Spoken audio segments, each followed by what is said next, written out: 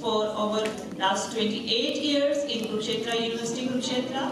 He has been chairperson of the department from 2015 to 2018. Presently, he is working as a professor of English, Department of English, Kurukshetra University, Kurukshetra. He has taught at the University of Queensland, Brisbane, Australia. He has guided over 90 students at MPhil and 18 students for PhD.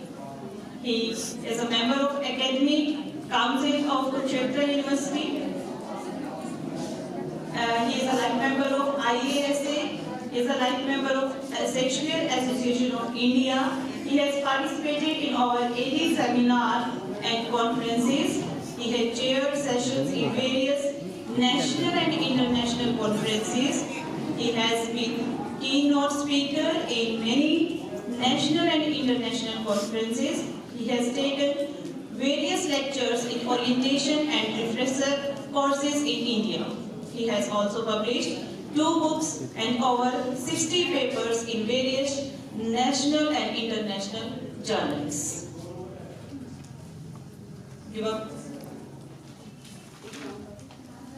Next, I would like to invite our first resource person of today, Dr. Geeta, Associate Professor, RKSD College, Kaithal, to present our paper.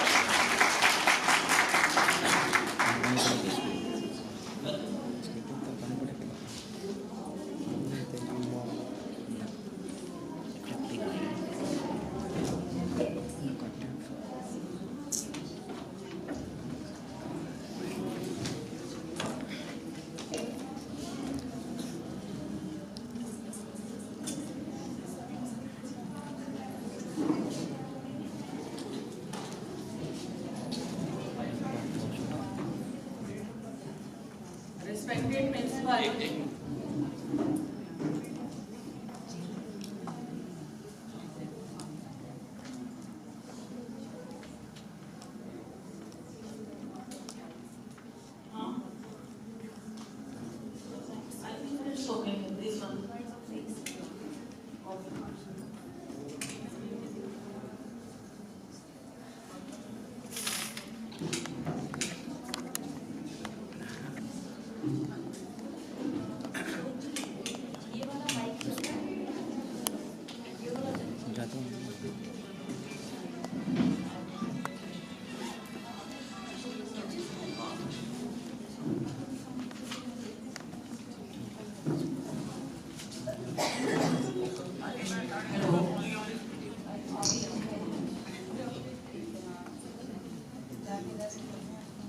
most respected Dr. Jaiswal, my teacher, my guide, my supervisor, my mentor, principal of the college, Dr. Shashi Kiran, my friend and convener of the program, International Conference, Dr. Geeta, my dear friends, distinguished guests and scholars, colleagues from RKSD College, dear students, good morning to all of you. I am greatly, thankfully, very much thankful to Kanya Mahavidyalaya for giving me the opportunity to present my paper, but particularly I am thankful to my friend, Dr. Geeta, because it's a special day for me. Not only that I am presenting my paper, but because I have got an opportunity to come to a college from where I began my career with in 1991. So I am being reminded of all the good memories, and it's a special day for me. Thank you very much. I feel humbled to get this opportunity. So many things are coming to my mind that it will take quite long if I start sharing. So without wasting time on it, I am now before you to present a short talk on Robert Frost's poetic art and analysis. The reason for Robert Frost's popularity is not hard to discover. Four-time winner of the Pulitzer Prize for Poetry, Frost's poetry has a universal appeal, and his poetry is true to nature and common human experiences. The popularity of Frost is familiar. We know about it because Robert Frost in 1961, he was invited at the inauguration ceremony of President Kennedy, and moreover, the first Prime Minister of India, Pandit Jawaharlal Nehru, his table, his Robert Frost poem was found on his table when he died, stopping by woods on a snowy evening. Robert Frost started writing when he was just in school, and at the age of 20, his first poem, My Butterfly, came out. But to publish the first volume of his book, that is A Boy's Will, it took him 40 years. Because it was only in 1913 when he visited England that David Nutt published the first volume of his poetry book. And when he came back to America after 3 years, there was no stopping. Because Henry Holt and Company by then published his second volume, that is North of Boston, also known as the Book of People. Frost is generally known as a lyric poet, nature, pastoral, New England and modern poet, and different critics, they hold different opinions about Robert Frost. Some of them, such as Lionel Trilling, he calls him a terrifying poet because he feels that the word that Frost presents is very terrifying, and he quotes his two poems, Design and Neither Out Far Nor In Deep. Whereas Sidney Cox calls him an ordinary man, Ivor Winter calls him a spiritual drifter, one who drifts away here and there when the matter is serious. Further, all of us know that Frost writes about nature, and there is description of nature found in abundance in his poems, such as birches, the onset, stopping by woods, and further his poems has romantic hues, simple nostalgia, longing for the pastoral, simple theme, simple language. But he also is well connected with his region, that is New England, and he is also known as a New England poet because he writes about the topography, climate, season, weather, people, manners of the New England people. But it's not a weakness so far as Frost is concerned, because through the people of New England, he appeals to all the human beings in the world, because his characters are not confined to New England only. Robert Frost's art is unique.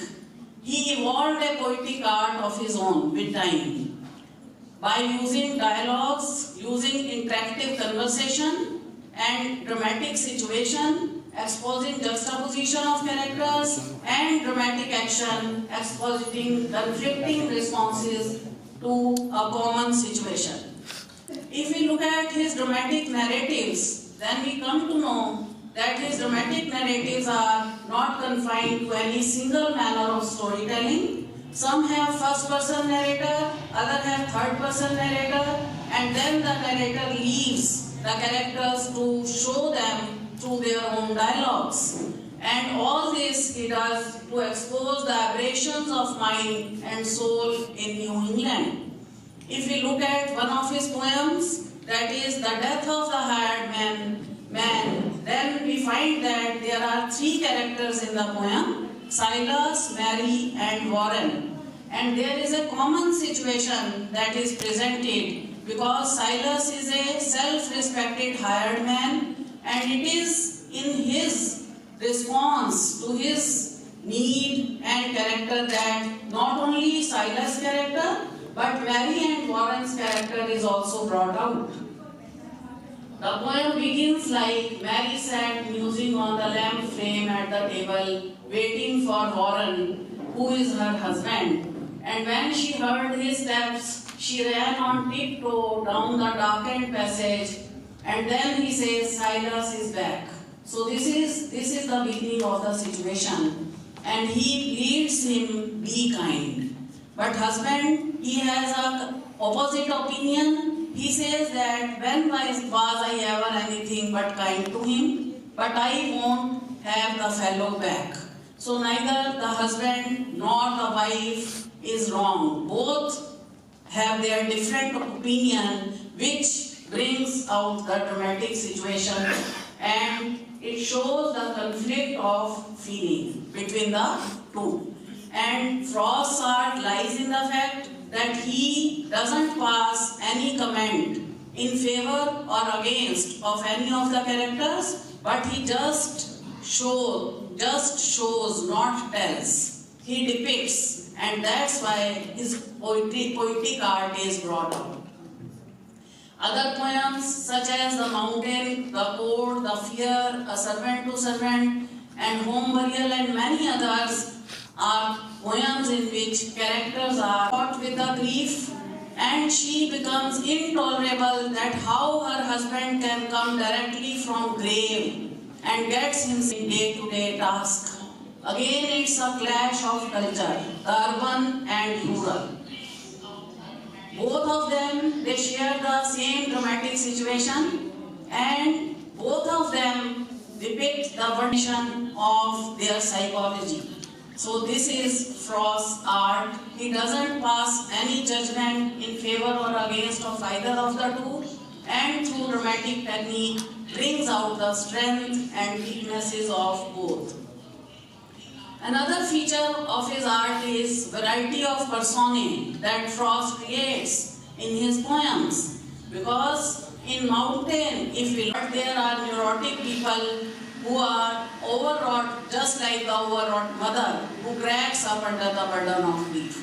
Then we have hale and hearty people also who believe in the reaffirmation of life, and there is overworked, and so means galaxy of characters he creates. He puts them in situation in which Leif, he is a bill collector, he is a warm-hearted and talkative man, just a common man, and he happens to share a room with Dr. Magoon, Professor Magoon, who is a distinguished scholar, and the dialogues between the two depict their characters, which is far, far apart.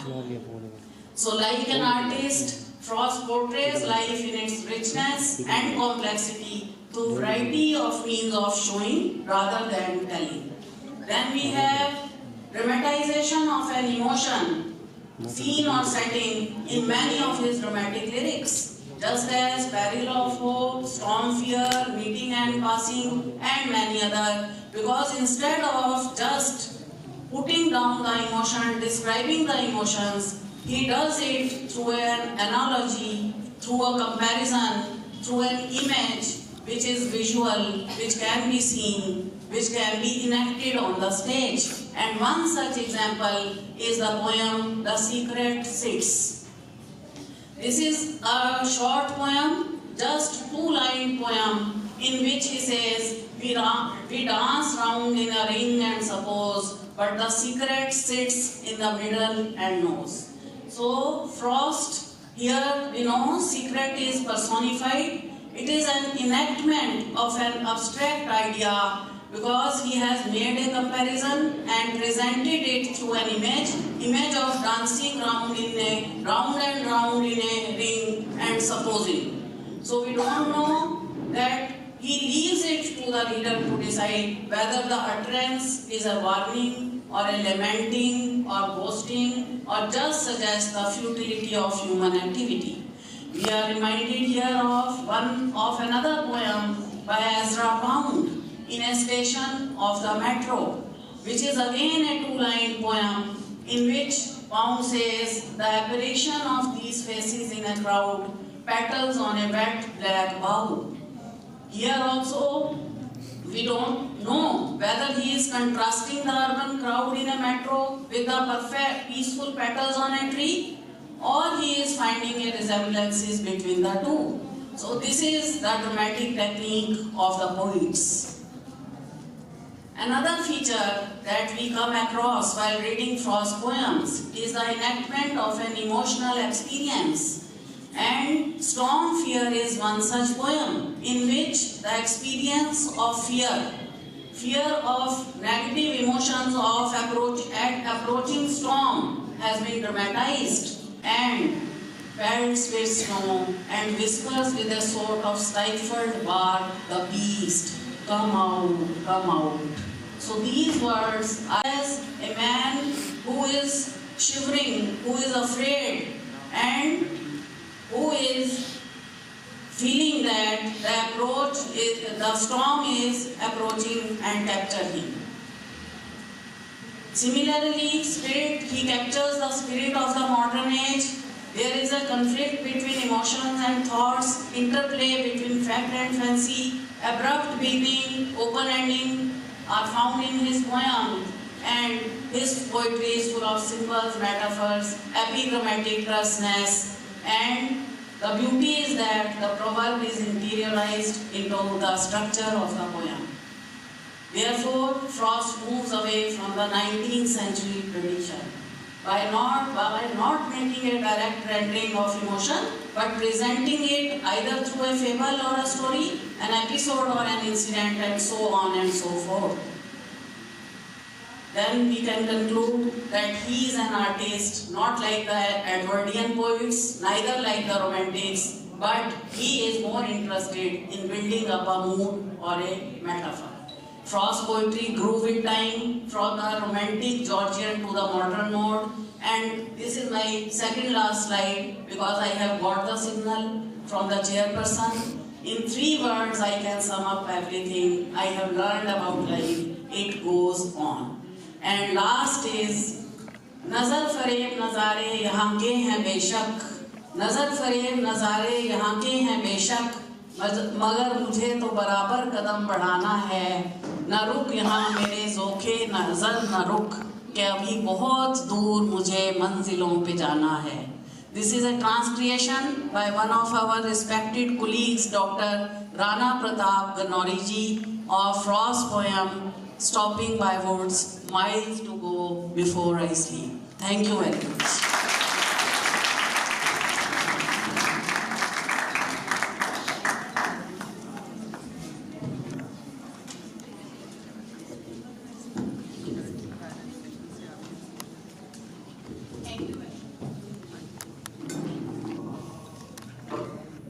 Thank you, ma'am, for enlightening us with your great knowledge of literature. We rarely get this kind of opportunity to listen to the word of the great knowledgeable speaker.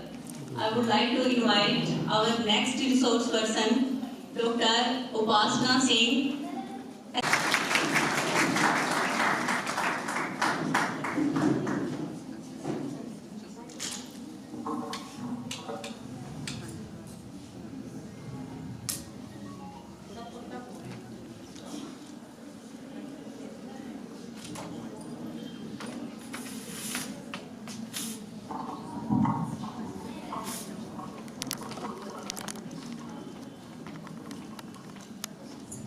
Namaskar to one and all.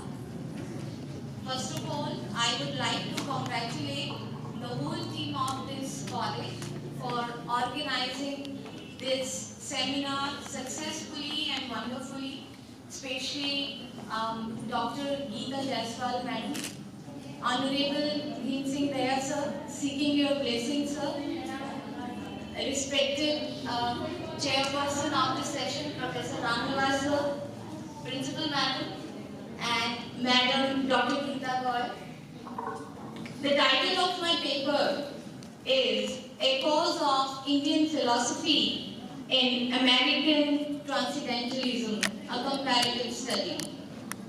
The aim of the present paper is to explore the echoes of Indian philosophy in the making and the shaping of American Transcendentalism. For those who have not paid close attention, the historical impact of Indian influence in America probably seems somewhat minimal, limited perhaps only to the various health benefits of yoga and meditation. A true dissection of America's history reveals a much different reality, however, one in which the threads of Indian influence are so vast and embedded so deeply that the fabric of American thought and culture as we know it today could not have otherwise been woven. It can be seen long back ago when John Adams, both a founding father and the second president of the United States, desired to pursue a serious study of religion like many who were educated during the period of Enlightenment. Adams had Unitarian leanings. In 1812, his friend Thomas Jefferson recommended to him the writing of Joseph Priestley, a Unitarian minister who had published works that compared Christianity to other religions, Hinduism in particular. Adams' interest was piqued. Going through his writings, Adams became riveted by Indian philosophy as he launched into 5-year exploration of Eastern philosophy. As his knowledge of ancient Indian civilization and its philosophy grew, so did his respect for it. In one letter to Jefferson, he wrote, I quote, "Where is to be found theology more orthodox or philosophy more profound than in the introduction to the Shastra," unquote. And in another, I quote, "We find that materialistic and immaterialists existed in India and they accused each other of atheism. Before Berkeley or Priestley or Dupuis or Plato or Pythagoras were born, indeed, Newton himself appears to have discovered nothing that was not known to the ancient Indians. He has only furnished more ample demonstrations of the doctrine they taught." Though he never actually published any of his ruminations on Indian philosophy, the Unitarian community and his role as one of its more progressive thinkers was pivotal. In the soil from which emerged a more consequential of Indian studies by prominent American thinkers. This legacy took shape in 1830s as Transcendentalism, a philosophical, social and literal establishing an original religion. Rejecting advocated religious experience based on Indian five. We see its evidence in many of his essays, poems, letters and journal entries. The concept of Brahma plays a central role in his works and ideas. Some of his essays, such as Self-Reliance, deal with the theme that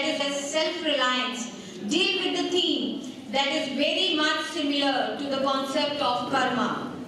Brahma is the god of creation and one of the Hindu trinity, others being Vishnu, the preserver and savior of the world, and Shiva, the destroyer of the world. He named one of the short poems as Brahma. In this poem, he has described the mystery of Brahma.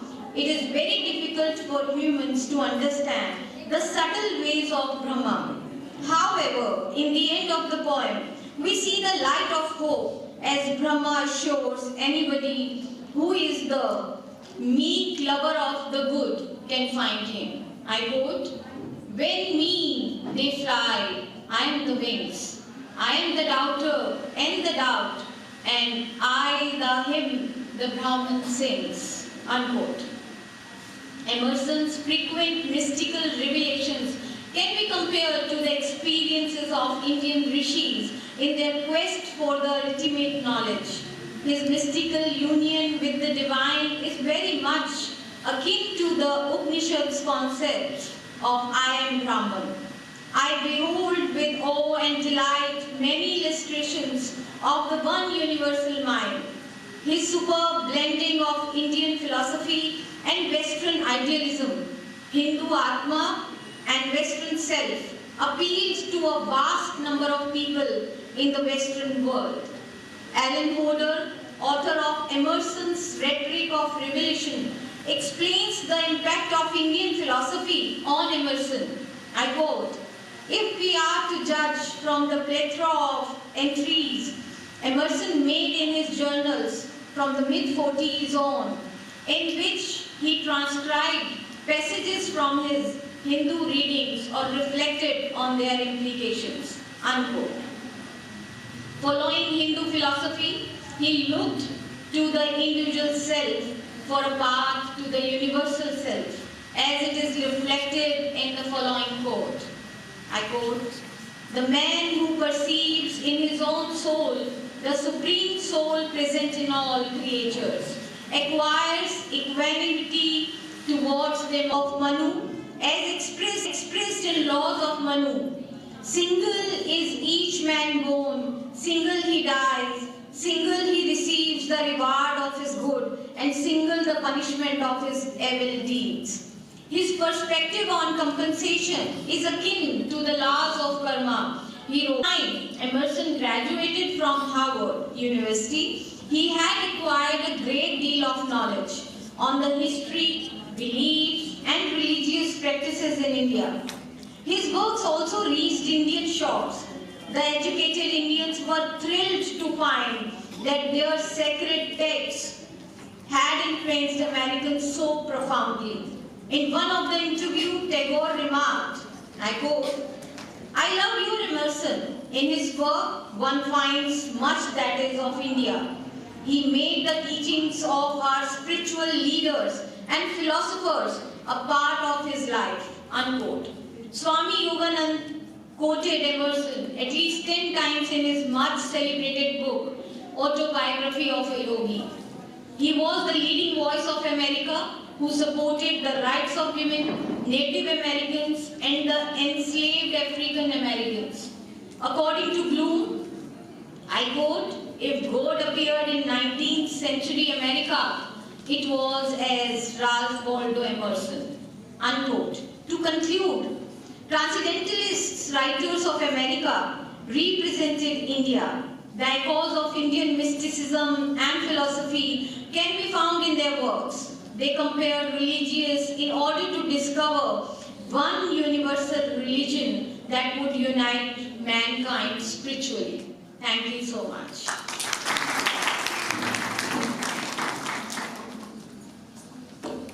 Thank you, ma'am, for your influential message. We are charmed by your profound knowledge. Now, I request Professor Ramnivas sir to sum up the session.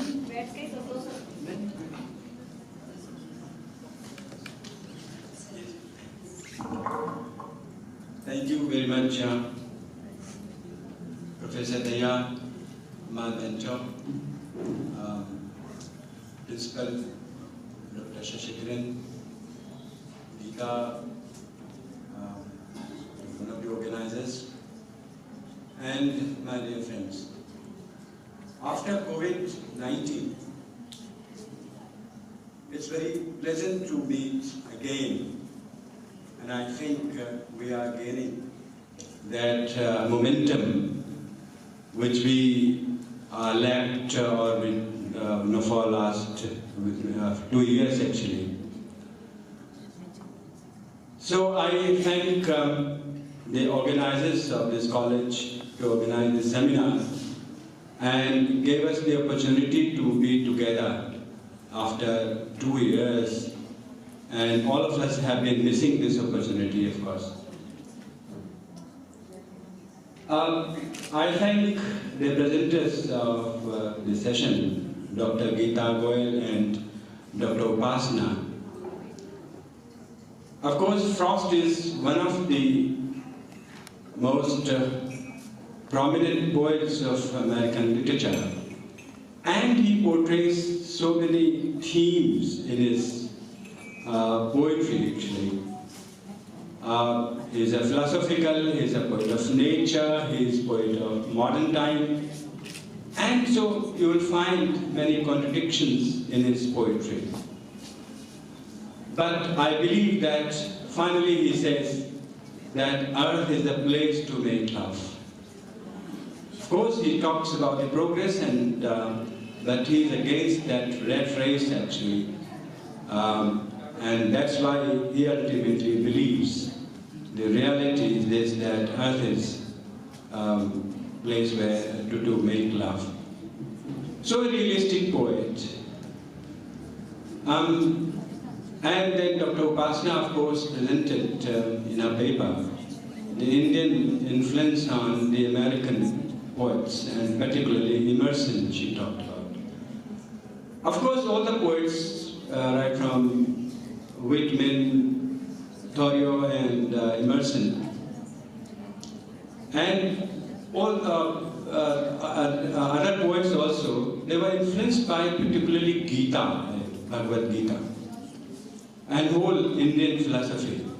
Not only this, that age, but even if you see 1990s or present days now also, you'll find that there's a lot of influence of Indian philosophy on the writers.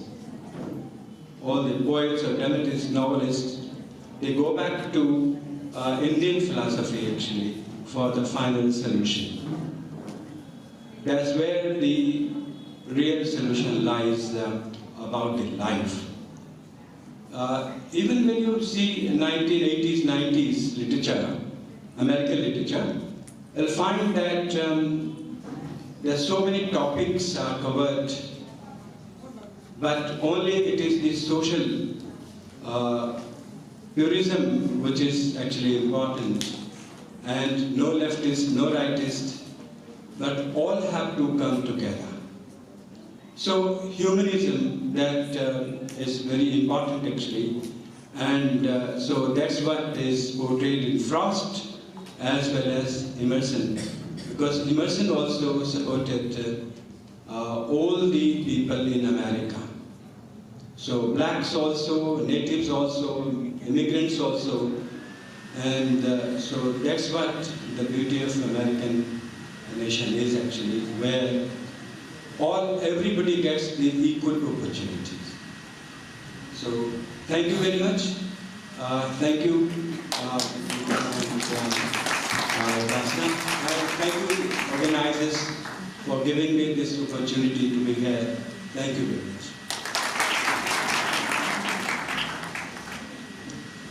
Thank you very much, Professor Ramnivas, for coming to the seminar, joining us. He was ready with his presentation also, but in the last minute change in the schedule, we asked him to chair the session, and he accepted our request. We are very thankful to him, and I'm very thankful to Dr. Geeta Goyal, who has come today to deliver a talk on Robert Frost. She has done her PhD on Robert Frost, and she has always been very inspiring. Whenever she comes to the college, she has inspired our students, and they really want me to call her again and again. Thank you so much for joining us. I also thank Dr. Upasana Singh. She has worked in NIT and KU for a very long time, and she has a very wide experience, and she has compared Hemingway and Shakespeare. That is something very, unique, and I'm unable to believe how she has related these two writers. So today she has come up with her ideas on Transcendentalists and how they were influenced from the Vedic, the Upanishads, and the Vedic culture in India. So I thank her for her presentation, and I would like now to end the session, and in a short while we would be receiving our chief guest of the valedictory, Professor B.K. Kutiala, who is Chairperson, Haryana State Higher Education Council, Panchkula. He has accepted our invitation and he is going to be here in a short while from now. So I think we can disperse for 10-15 minutes for a tea break, and we'll assemble in 10-15 minutes again in this hall. And I think tea arrangement is also there on the left side of the stage. So we'll reassemble in 10 minutes and then we can start our valedictory. All our guests of the valedictory session are here, so let's all be here in time. Thank you. Oh, I should not have missed that. I'm really sorry. Professor Divya Saxena has also joined us, and she visited us on the first day of the seminar, and she was the guest of honor. And today also she has come again for the valedictory session. We welcome her back. She wants to have a strong connection with our students here. Our students have pulled, so many people from all over the country here. I think the credit goes to our students. Yes. The credit goes to our students. They are really doing something wonderful here. They have a good potential, and they have attracted so many, a brilliant gallery of scholars here. And I really thank you from the core of my heart. I do think the students take inspiration from the teachers though. So I have to give credit to the teachers as well. Thank you so much.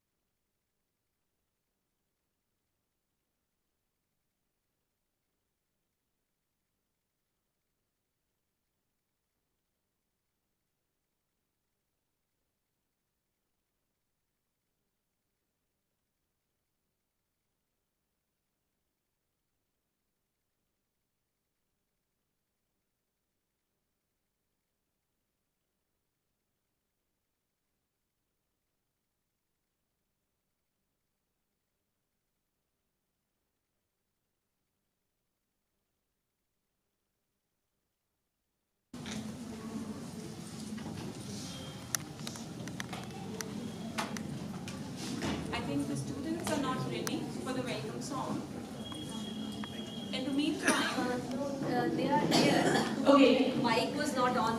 Oh, welcome song. Students, for the welcome song.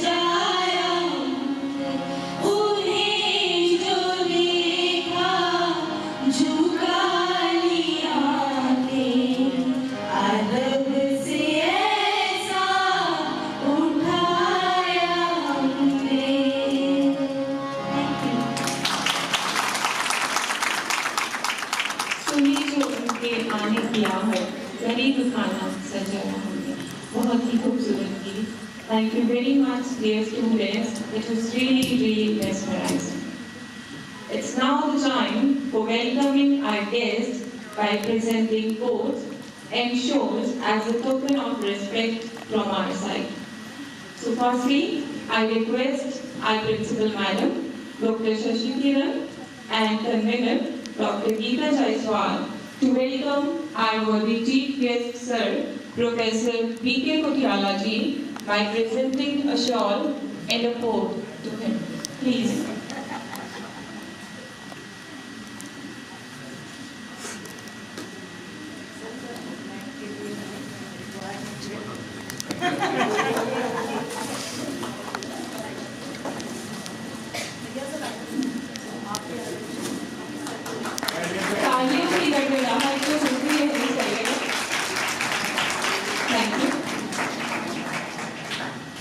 Thank you very much.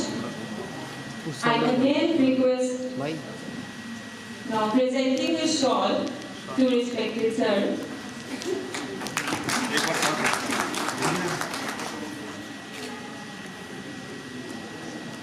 Thank you. Thank you, madam. Thank you, sir.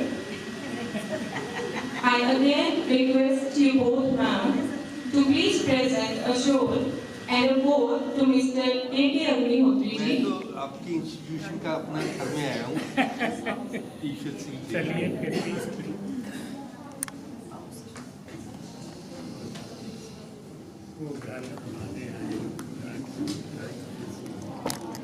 Madam Principal and Madam Convener presenting a board to A.K. Agnihotri sir.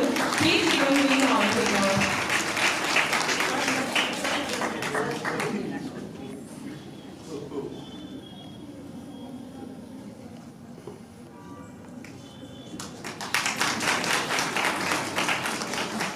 Thank you.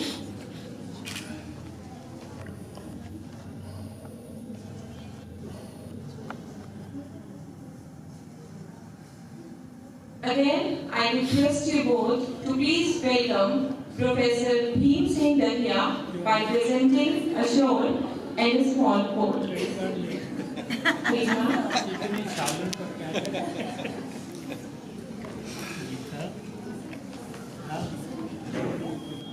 Every event.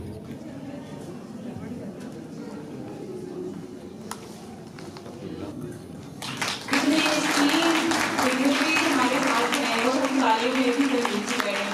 अच्छा नहीं है।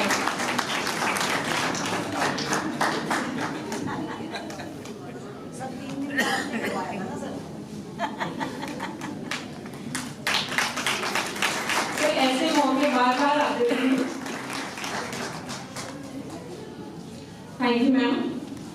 Next, I request Mrs. Sushila Garg, co-convener of this seminar, to please come on the stage and present a shawl and a board to Professor Pankaj Kesan. Please, ma'am.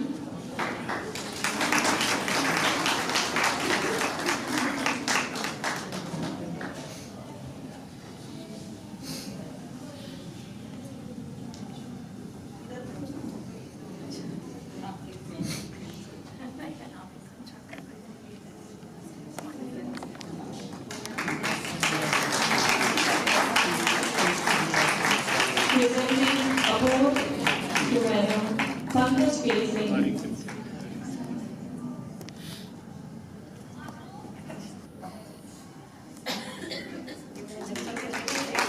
Thank you very much. Thank you, madam.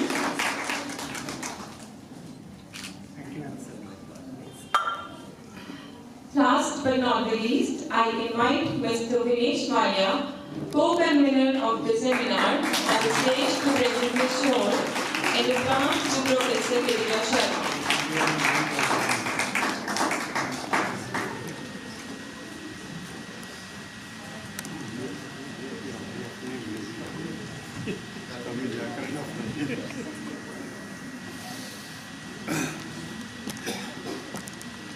Sir, presenting a pose to Madam.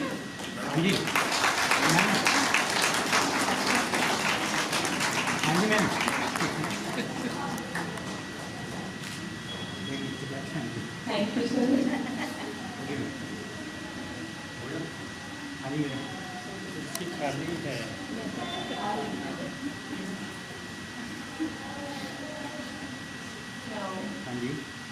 Geeta Jaiswal presenting shawl to the honor. Thank you, ma'am. Thank you, sir. Such a wonderful day it is, as we are having with us such great personalities. And how can I skip a chance to share with you all about some of the greatest contributions of these esteemed dignitaries? Yes, I am interrupting. We have, for the last 3 days, Dr. Kum Prasad Sharma with us. He is from Padma Kanya Multiple Campus, Tribhuvan University, Kathmandu, Nepal. And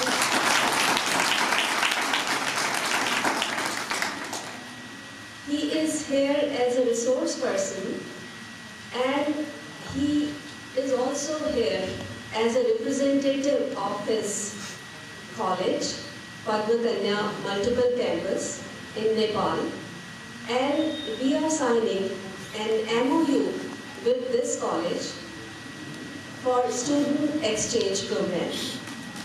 So we would like to honor him by presenting a pot and a shawl.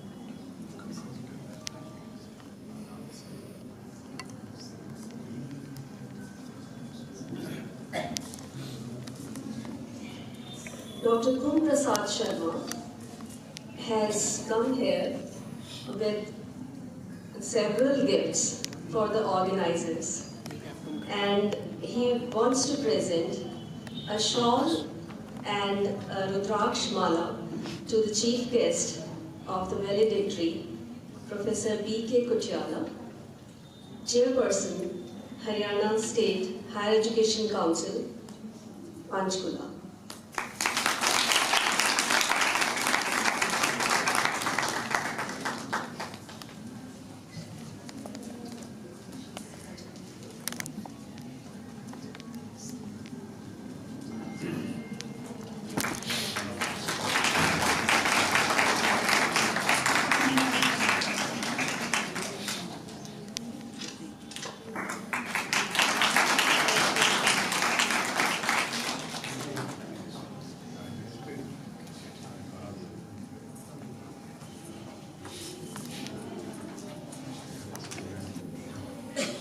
He would also like to gift a Rudraksh Mala and a shawl and a memento to Professor Bhim Singh Kanya, who is the President of the Shakespeare Association and former Vice Chancellor, Kurukshetra University, Kurukshetra. Sir, this ceremony had to take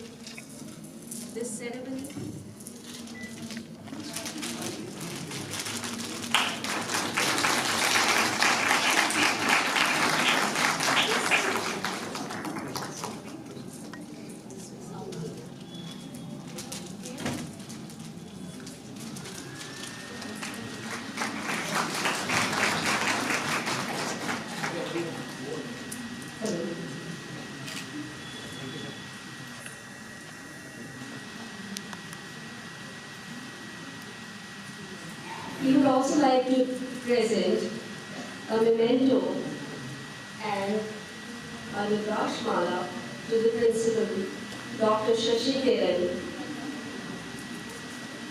who has brought this international seminar to this college, which is sponsored by Director Higher Education, Panchkula.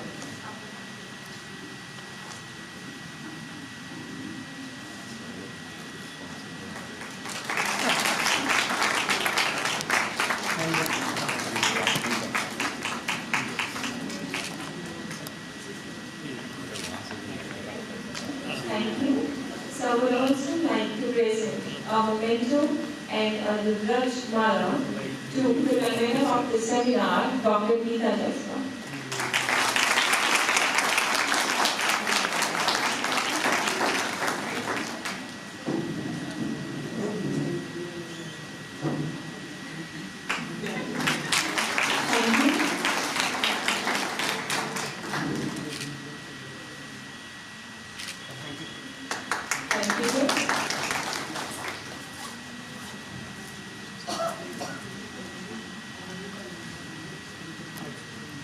Now the formality of the Memorandum of Understanding will take place. Ma'am Shashi Kiran and Dr. Shakul Prasad Sharma will sign the Memorandum of Understanding between Padma Kanya Multiple Campus, Tribhuvan University, Kathmandu, Nepal, and Chaudhry Ishwar Singh Kanya Mahavidyalaya, Fatehpur-Pundri, Kaithal, Haryana, India.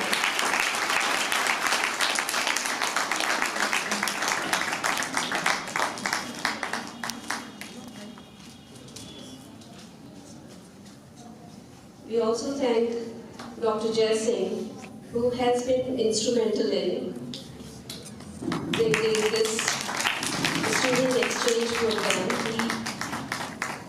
to the college. We thank him.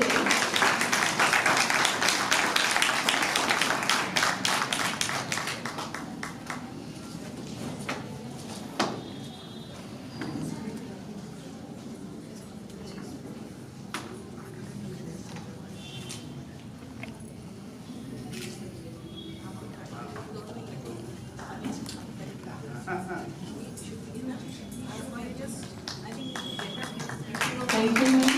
Thank you,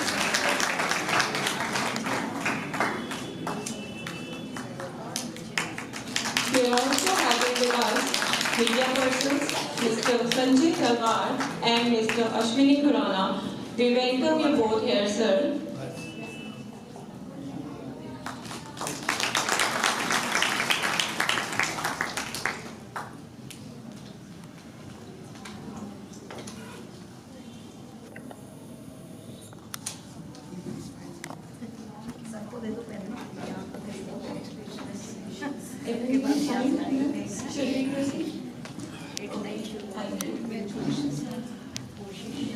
इतनी खूबसूरत सुबह है कि इतने प्रभावशाली जो लोग हैं हमारे बीच हैं, तो उनकी तारीफ किए बिना तो नहीं रहा जा सकता। सबसे पहले मैं शुरुआत करना चाहूँगी प्रोफेसर बीके कुठियाला जी से, जो हमारे आज के वैलेडिक्टरी सेशन के चीफ गेस्ट हैं। सर इतने प्रभावशाली व्यक्तित्व के मालिक हैं कि उनका हमारे साथ इस वैलेडिक्टरी सेशन पर होना ही हमारे लिए सौभाग्य की बात है। सर का जन्म, पालन पोषण एवं स्नातक तक की शिक्षा शिमला में हुई।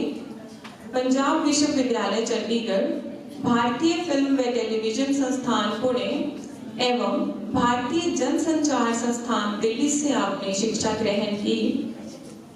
मानव संस्थान, पत्रकारिता, विज्ञापन, मीडिया एवं जनसंपर्क के विभिन्न आयामों पर आपने शोध कार्य किया। शोध, शैक्षणिक प्रबंधन, पत्रकारिता व जनसंचार शिक्षा के क्षेत्र में सर का महत्वपूर्ण योगदान रहा है। रचनात्मक क्षेत्रों में रुचि होने के कारण टेलीविजन, नाटक, साहित्य, संस्कृति, मानव संचार के क्षेत्र में शोध कार्य के लिए जन जागरण में भी सर की महत्वपूर्ण सक्रियता रही।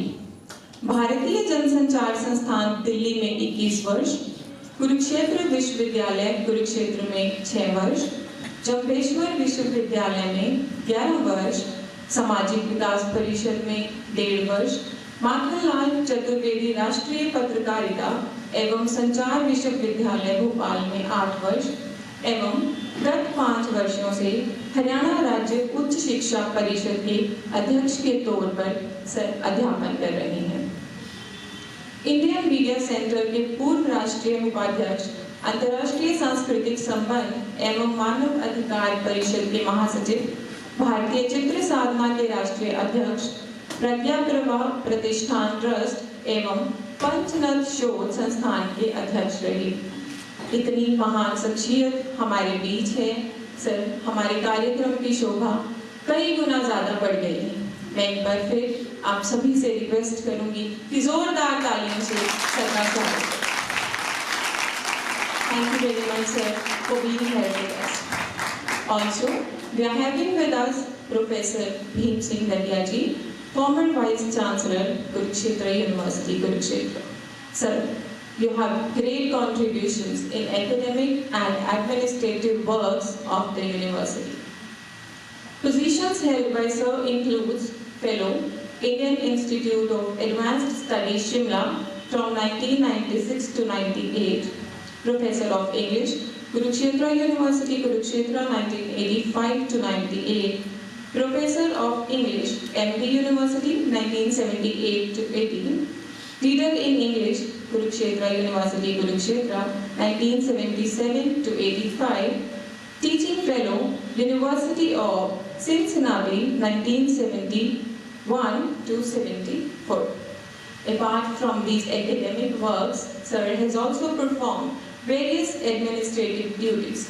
Sir worked as a Vice Chancellor, Kurukshetra University, Kurukshetra, 1993 to 96, Pro Vice Chancellor, Kurukshetra University, 1992-93, Chairman, Department of English, Kurukshetra University, 1981 to 1991, Registrar, MD University, Rohtak, 1977-78, Member Governing Body, United States, and Member, Educational Foundation in India, 1996 to 98. Sir has also published many books like The Hero in Hemingway, Teaching English Literature, Poets on Shakespeare, Sound and Senses, A Critical Introduction to A Farewell to Arms, Higher Education in India, Education in Independent India, The University Autonomy in India, A New History of English Literature, Dr. Sarup Singh and His Times, Shakespeare Intellectual Background, Power Politics in Haryana, and much more. Despite all these contributions, Sir is a very humble person and a nice human being. I again welcome you, Sir. Thank you. We are having on the dais Professor Pankaj K. Singh. Professor Pankaj K. Singh is former Dean, Faculty of Languages and Chairperson, Department of English, Himachal Pradesh University, Shimla. A former Fellow of Indian Institute of Advanced Study, she has also been a recipient of international fellowship such as Shastri Indo-Canadian Fellowship and Australia-India Council Fellowship. A widely traveled academic, she has lectured at several universities in India and abroad, in Australia and Canada. Author of the acclaimed book Representing Women, Tradition, Legend and Punjabi Drama, and the editor of The Politics of Literary Theory and Representation. She is co-editor of Echoes Across Cultures, Reflections from the East and the West, Ripples on the Sand, and she has also published extensively in major national and international journals and anthologies. She has translated from Hindi and Punjabi works of Bhishma Sahani, Balwant Gargi, Atumjeet, and Rashmi Bajaj into English. Her translation from Well, okay. There is a lot more to tell about the madam, but her presence itself is saying a lot. Thank you very much, ma'am, for coming here with us. We welcome her. Now it's the time to say a few about the pretty face on the rise, Professor Girija Sharma. Madam is a former professor from Himachal Pradesh University. Besides other academic and administrative positions held by her, she also worked as a Dean of Languages and finally as a Dean of Studies till her superannuation.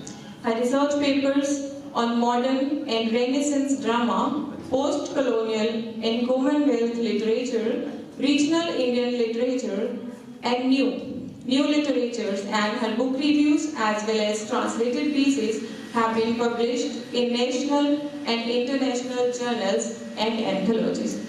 Well, we have a lot about the personalities who are here with us. I cannot stop myself, but yes, the time limit is always there. So, with these words, ma'am, I welcome you here. Also, I can't stop myself to say a few words about our worthy principal, madam. Ma'am has been active working in our college since 1986. Having 37 years of teaching experience, she has proved herself as a wonderful leader as a principal from last 1.5 years.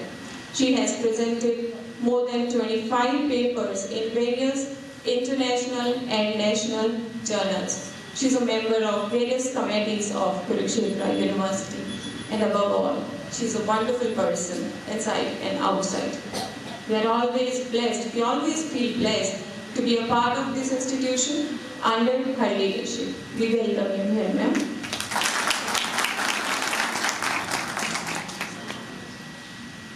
I'll not take much of your time because now I want that we should listen something from the dignitaries. So, I now request our worthy principal madam to please come and say a few words. Please, ma'am, come here for your presidential address. Please give a huge round of applause.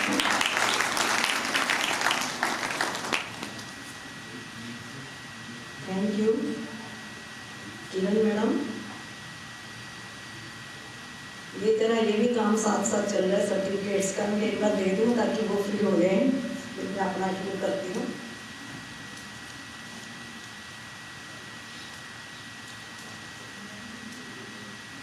Thank you Kiran madam.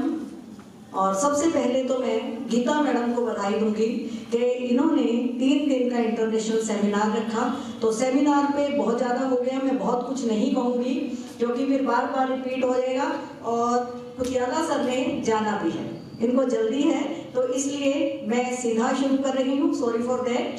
तो हमारे आज के जो chief guest हैं professor VK. कुतियाला जी, इनके साथ विराजमान chief adviser के अग्निहोत्री जी, हमारे बीच डॉक्टर दैया जो 3 दिन से हमारे बीच में हैं, प्रोफेसर पंकज के सिंह, प्रोफेसर गिरजा जो आज के की नोट स्पीकर हैं, प्रोफेसर कुम प्रसाद जी, और जो मेरे साथ मेरे प्रिंसिपल्स, मेरे कोलीग्स, यहाँ पर आए बाहर से मेहमान और जितने भी participants, assistant professors, associate professors और मेरे रिसर्च स्कॉलर्स और प्यारे बच्चों, टीचिंग और नॉन टीचिंग स्टाफ, मैं आपका तहे दिल से आभार स्वागत करती हूँ एक बार फिर से।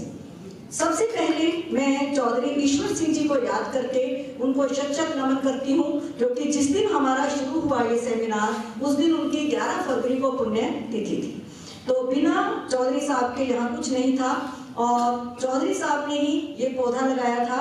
एजुकेशन डिपार्टमेंट के द्वारा, DHE के द्वारा स्पॉन्सर्ड सेमिनार ये है और शेक्सपियर एसोसिएशन के कोलैबोरेशन में चल रहा है और चौधरी साहब ने जो सपने देखे थे वो हम इंटरनेशनल साकार करके सेमिनार उनको साकार कर रहे हैं।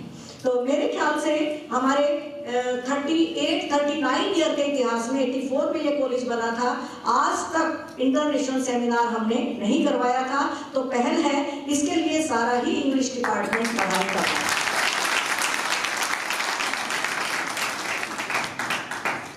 तो मैं बहुत ज़्यादा कुछ नहीं कहूँगी यहाँ पर, क्योंकि सेमिनार के बारे में तो जितना कहो कम है। 3 दिन से लाभान्वित हो रहे हैं, इनके थॉट प्रोवोकिंग जो व्याख्यान दिए हैं सबने, तो उनके द्वारा। तो इसके साथ ही हम कहेंगे कि इसमें चौधरी साहब जो कहा करते थे, चौधरी साहब के ऊपर मैं सीधी आती हूँ, जहाँ गई चिंता गई मनवा बेपरवाह, जिनको कुछ न चाहिए वही शहंशाह। तो शहंशाही कहेंगे उनको ईश्वर सिंह जी, जिन्होंने ये पौधारोपित किया था। और कन्या महाविद्यालय परिवार की तरफ से फिर से शत नमन। चौधरी साहब केवल कन्या महाविद्यालय के लिए नहीं, बल्कि पुंडरी क्षेत्र के मसीहा थे, कर्मयोगी थे और विकास की चलती फिरती एक संस्था थे। और वे ही कहा करते थे कि जब तक चुनौतियां नहीं होगी, हम अपने जीवन में उन्नति प्राप्त नहीं कर सकते। तो उन्हीं के कहे मार्गों पर चलकर हम इन चुनौतियों को स्वीकार करते आ रहे हैं। एक गर्ल्स एजुकेशन होने के बाद भी हम इस क्षेत्र में जितने भी कॉलेज हैं, सबसे ज्यादा स्ट्रेंथ रखते हैं, सबसे ज्यादा कल्चर में हमारी उपलब्धियां हैं। और स्पोर्ट्स में तो हम कुरुक्षेत्र यूनिवर्सिटी में पिछले साल हम 3rd पोजीशन पे थे, इस बार हम 2nd पोजीशन। तो ये मेरे लिए गर्व की बात है कि मैं एक सीढ़ी चढ़ी हूँ, नीचे नहीं उतरी। तो मेरे हिसाब से मैं प्रेम मैडम को कह रही थी कि कम से कम यदि हम फर्स्ट नहीं तो कम अगले साल भी 2nd पोजीशन तो हम अपनी रखेंगे, कोशिश करेंगे फर्स्ट के लिए। पर बड़े बड़े कॉलेज बहुत हैं, हो सकता है हम उनको मार्क दे पाए या ना दे पाए, लेकिन कोशिश तो हम कर सकते हैं। और इसके बाद 5 नवंबर 1926 को चौधरी ईश्वर सिंह जी का जन्म हुआ था स्टोंडी में। स्टोंडी, पानीपत, रोहतक, उन्होंने वहाँ से उत्कृष्ट संस्थानों से शिक्षा प्राप्त करके कोल में उन्होंने यहाँ पर हेडमास्टर का पद ग्रहण किया था। पहले वो स्टोंडी में ही मास्टर जी लगे थे, उनको मास्टर जी के नाम से जाना जाने लगा था। लेकिन वो जब तक जिए, जब तक बुजुर्ग लोगों के मास्टर जी थे। और इसके बाद जब हमारी जनरेशन आई तो हमने मास्टर जी की बजाय उनको चौधरी साहब कहना शुरू किया। और आई थिंक इसमें है, हमारी पहली जो प्रिंसिपल थी मिसेस के जैन, वो उनको चौधरी साहब कहा करती थी। तो हम सबके मुंह पे भी चौधरी साहब ही पड़ गया। हमने कभी मास्टर जी उनको कहा ही नहीं, मेरे ख्याल से हमने चौधरी साहब उनको देखा है। और ऐसे में पक्की सड़कें, जितने भी शिक्षण संस्थान हैं, 5 कॉलेज उन्होंने खोले हैं, यहाँ कोल में है, डांड में है, पुंडरी का है, 2 शिक्षण महाविद्यालय हैं, गुरुकुल अंजनथली का है। जितनी भी हमारे पुंडरी क्षेत्र को सड़कों से जोड़ा जाता है, फिरनी जिनको सड़क बोलते हैं, वो भी चौधरी साहब की बनाई हुई है। इवन जब हम छोटे से थे, हमें पता नहीं होता था महिला मंडल क्या है, तो महिला मंडल उन्होंने उस समय में बनवाए। तो आप सोच सकते हो कि गाँव में महिला मंडल बनवाना कितनी बड़ी बात है। तो ये उनका जो स्त्री शिक्षा की सोच थी। और स्त्री शिक्षा की बात करें तो चौधरी साहब ने कहा था कि एक लड़की को हम पढ़ाएंगे तो हम 2 परिवारों को नहीं, सारे कुल को नहीं, राज्य को नहीं, राष्ट्र को और अंतर्राष्ट्रीय स्तर तक हम पढ़ा रहे हैं। और वो आज हमारा फलीभूत हो रहा है, क्योंकि हमारी जो छात्राएं हैं वो यहाँ से पढ़कर कितनी ही छात्राएं LOR लेकर विदेशों में जा रही हैं, चाहे वो ऑस्ट्रेलिया है, चाहे वो इंग्लैंड है, चाहे वो अमेरिका है, कनाडा है। कोई भी देश आई थिंक ऐसा नहीं है जहां हमारी छात्राएं नहीं जा रही। और इस बार तो एक बाढ़ से आगे छात्राओं के जाने का जैसे कंपटीशन होता है वो हो गया।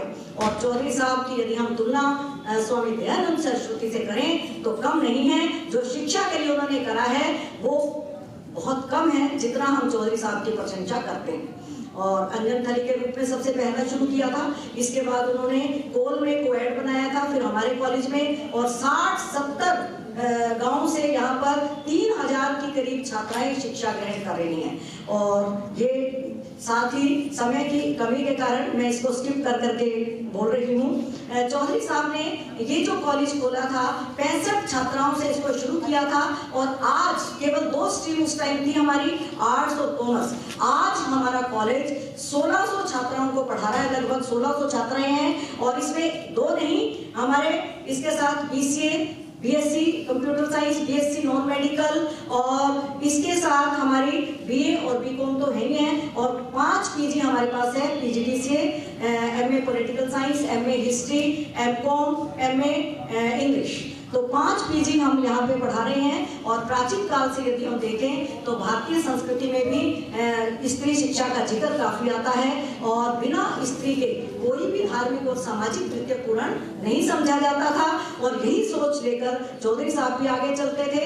और जो महिलाएं हैं इनमें सबसे ज्यादा सहनशीलता का गुण पाया जाता है, और मल्टीटास्किंग महिलाएं ही कर सकती हैं। क्योंकि सुबह सुबह आप देखते होंगे कि हम लोग बच्चों को भी तैयार कर रहे हैं, ऑफिस जाने के लिए भी तैयार होते हैं, घर के काम भी किचन में भी करेंगे, और उधर से हस्बैंड से वो मांगेंगे ये मेरा ये कपड़ा दे दो, वो कपड़ा दे दो।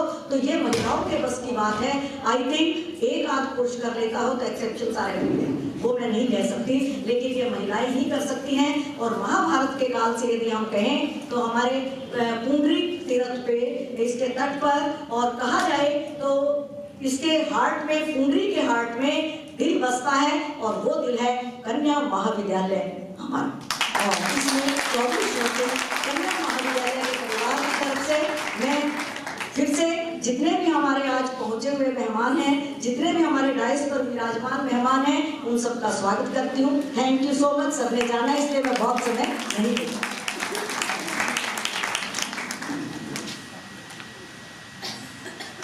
Thank you ma'am. सच कहा आपने। चौधरी ईश्वर सिंह जी इस बात के बहुत ही बड़े एग्जाम्पल हैं कि अगर इंसान की सोच सही हो, अच्छी हो, तो रिजल्ट्स भी अच्छे ही आते हैं। नहीं तो 1980s में किसने सोचा होगा कि यहाँ पर गर्ल एजुकेशन के लिए इतना अच्छा कॉलेज बन पाएगा। Well, will not take much of your time.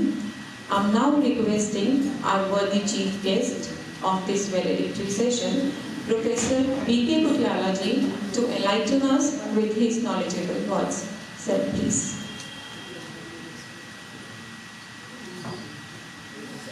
We really want to listen something from you, sir.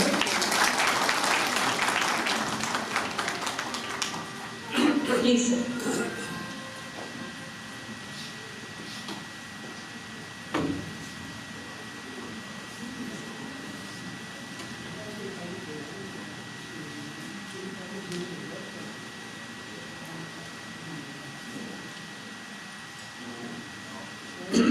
Good morning to all of you. Rather, it is good afternoon. Thank you.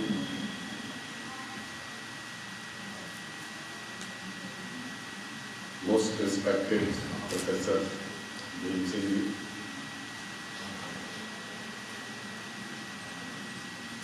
Principal Geeta ji, Convener of this seminar,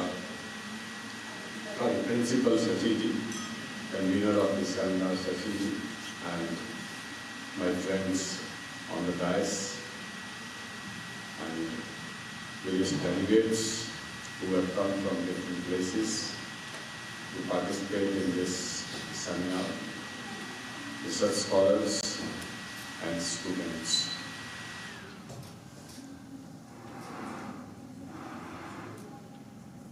I find that this college has performed and still performing as a growth engine of this area, because set in a very typical rural setting and meant only for the women, and being managed by a system of public-private participation. This is unique, and the way principal has conveyed the growth story of the college, perhaps this is the growth story of this area and of the entire state of Haryana as well. On behalf of the Haryana State Higher Education Council, I congratulate the entire college system, the management of the college, principal and her team for being so dedicated to the system of higher education through the women of the society, and that's very important. To this audience, to talk about why women should lead the society is not very relevant, because you all are aware of it and you all are convinced of the fact that women must be so trained and prepared that they lead the society. And that is what this college has been doing. We feel very happy about it.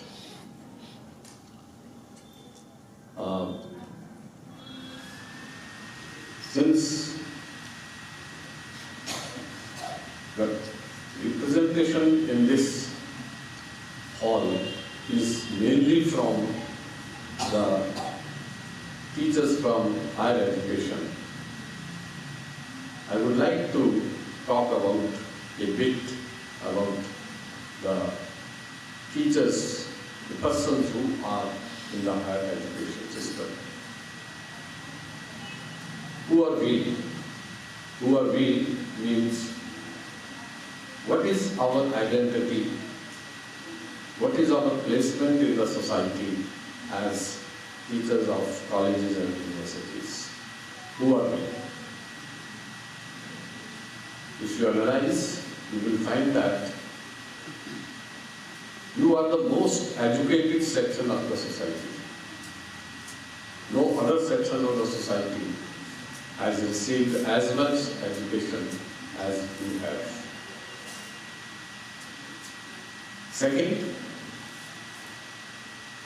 the society has a kind of faith in you, a kind of commitment with you, which no other section of the society enjoys. Neither the bureaucrats, nor the political system,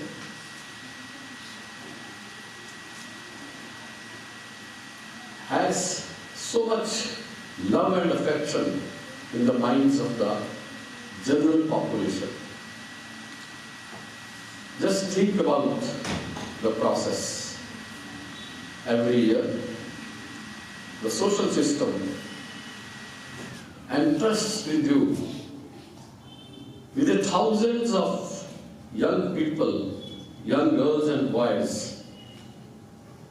आपको अपने बच्चे लेकर के जाते हैं कि अगले 3 साल के लिए, अगले 5 साल के लिए मेरी इस बच्ची का ध्यान रखिए, इसको समाज के लिए उपयोगी बनाइए. That is the kind of faith that the social system, the people have in you. No other section of the society enjoys that kind of faith from the society. Third thing, of all the people in the society, you are the most informed. You are not only most educated, but you are also the most informed. Your comparison is only with a section of the media in terms of the level of information you have. Only the media people or the scientists have the same kind of knowledge system and information system, but you are the most informed persons of the society. And this also shows that whenever the people in the society need some guidance, they come to you. वो आपके पास बच्ची को लेके आते हैं कि madam, इस बच्ची ने 11वीं कर ली है, 12वीं कर रही है, आप बताइए 12वीं के बाद क्या करना है. You are the people who guide and lead these young people to their future life, to the future career. This is the most important thing. And after 6th and 7th A commissions. I think we are the section of the society which are very well, economically very well placed, financially very well placed. Added to that is another very important factor, that we deal with students individually and collectively, and mind it, it is not that you make their careers, you charter their path for the future life. साधारण शब्दों में कहा जाए तो आप उनके जीवन का निर्माण करते हैं, उनको कल का जीवन कैसा जीना है। एक बच्ची और बच्चे को कल का जीवन जीने के लिए क्या सपना बनाना है, वो आप उसमें बनाते हैं, और उस सपने को कैसे पूरा करना है, किन सब्जेक्ट्स को पढ़कर, किस कॉलेज में पढ़कर, किस इंस्टीट्यूट में पढ़कर, कौन सी परीक्षा देकर, किस प्रकार से उस सपने को पूरा करना है, उसका कैरियर क्या बनना है, उस सपने को पूरा करने का मेथड जो है, वो कैरियर वो है, वो आप उसको पूरा करें। तो इतना महत्वपूर्ण सिस्टम में आपका स्थान है। This only does not make you the unique in the society, but it also adds on to your responsibilities, because the system depends so much upon you. Your kids, your grandkids are going to live in a society which you are going to make today in the classroom. आज जिस कल्पना की, इस समाज की रचना आप classroom में करते हैं, उस समाज में आपका बेटा बेटी, आपका पोता पोती, दोता दोती रहने वाले। This is very important to understand. बहुत से प्रभाव और बहुत सी कहावतें हैं टीचर्स के की भूमिका के लिए, but we have to, we all understand it. I'm not saying something new. I'm just trying to remind myself and yourself about the kind of responsibilities we have.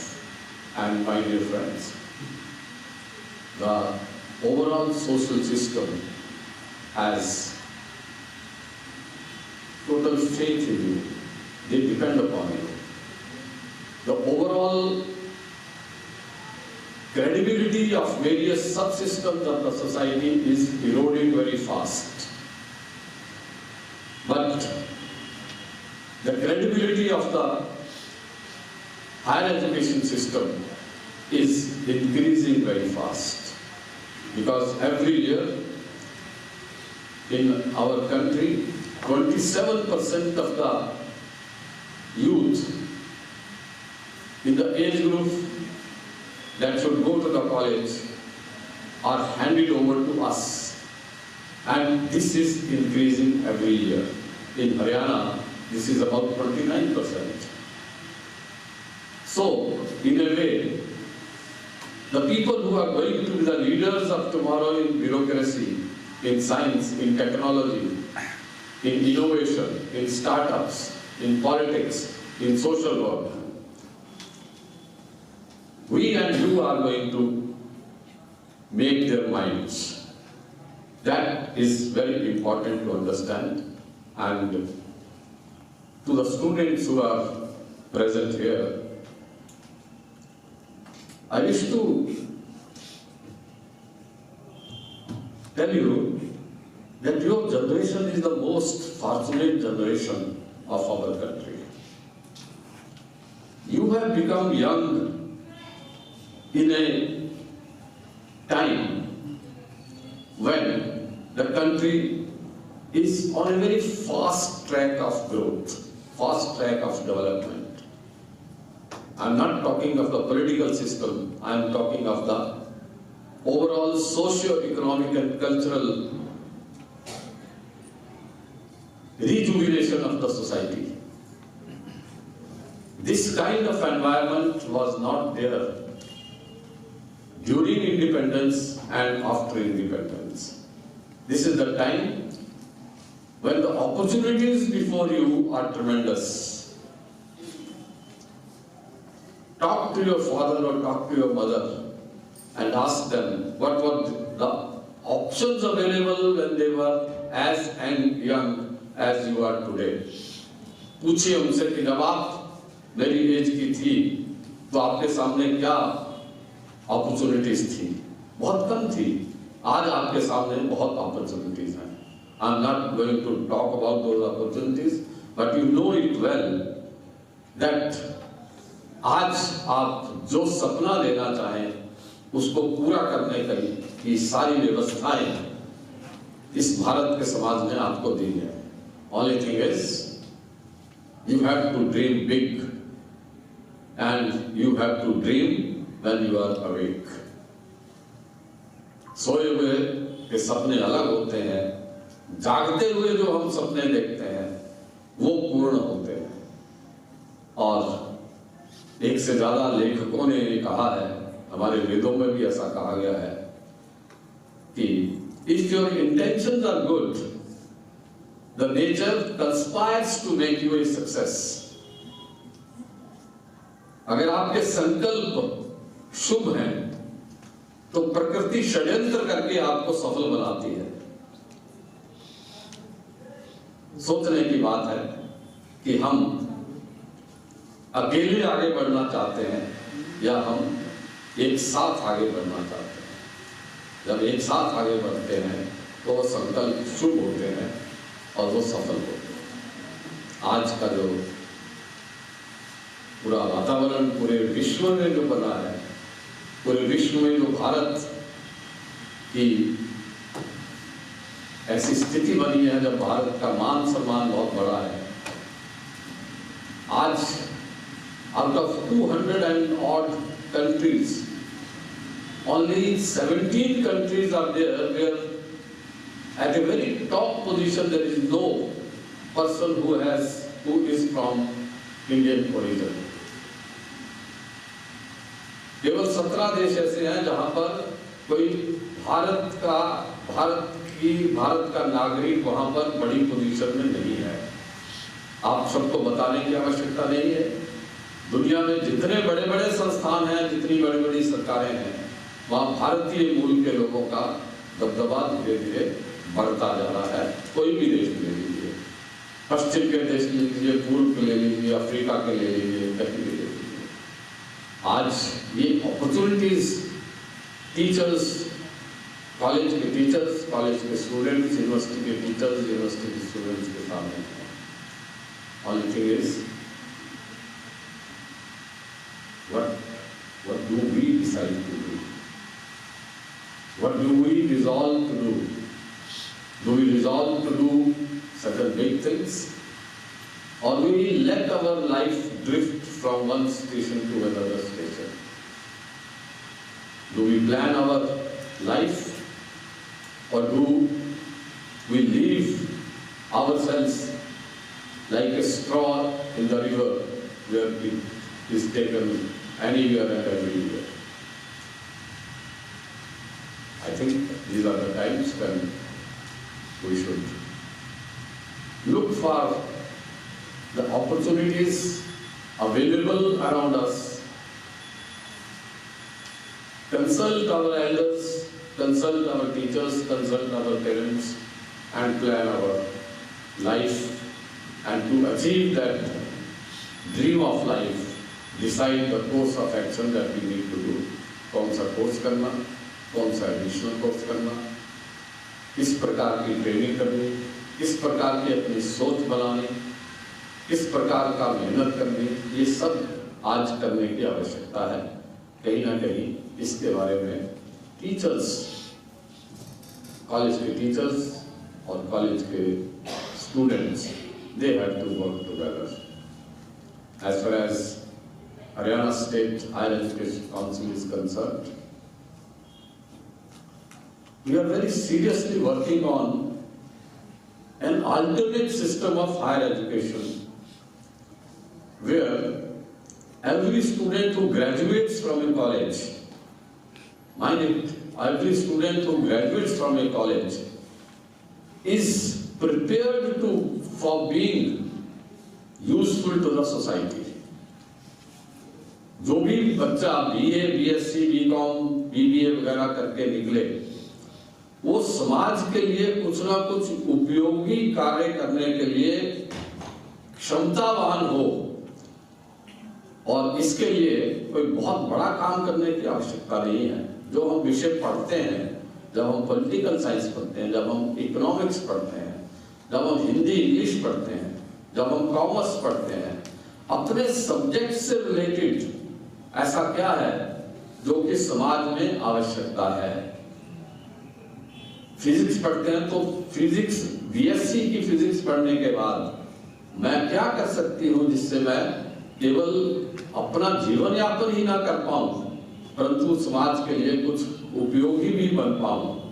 इस प्रकार का जब हमारी हायर एजुकेशन सिस्टम की व्यवस्था बनेगी तो समाज बदलेगा, और समाज की वो एक जो उत्कंठा है, that desire to be the best in the world, Indian society has to be the best in the world, that dream will be fulfilled along with the realization of your own individual dreams. I feel very happy to be here in this college, and I had heard about this college long back. I had interacted with Ishwar Singh Ji perhaps 3 times when I was a teacher in the Kurukshetra University, and Principal Madam also informed me about this college, but when I came to this college, I found that this is an ideal setting for a girl living in a rural village of Haryana to be sensitized and to be prepared for a very bright future. This seminar, which because I do not understand the terminologies that you have used, I have tried to find them in Google. They are very complex, and I am very sure that very learned people have deliberated upon these complex issues. But I understand that when you, in your subject matter, you said Indian perspective. I think that is very important. And Indian perspective perhaps is very clear because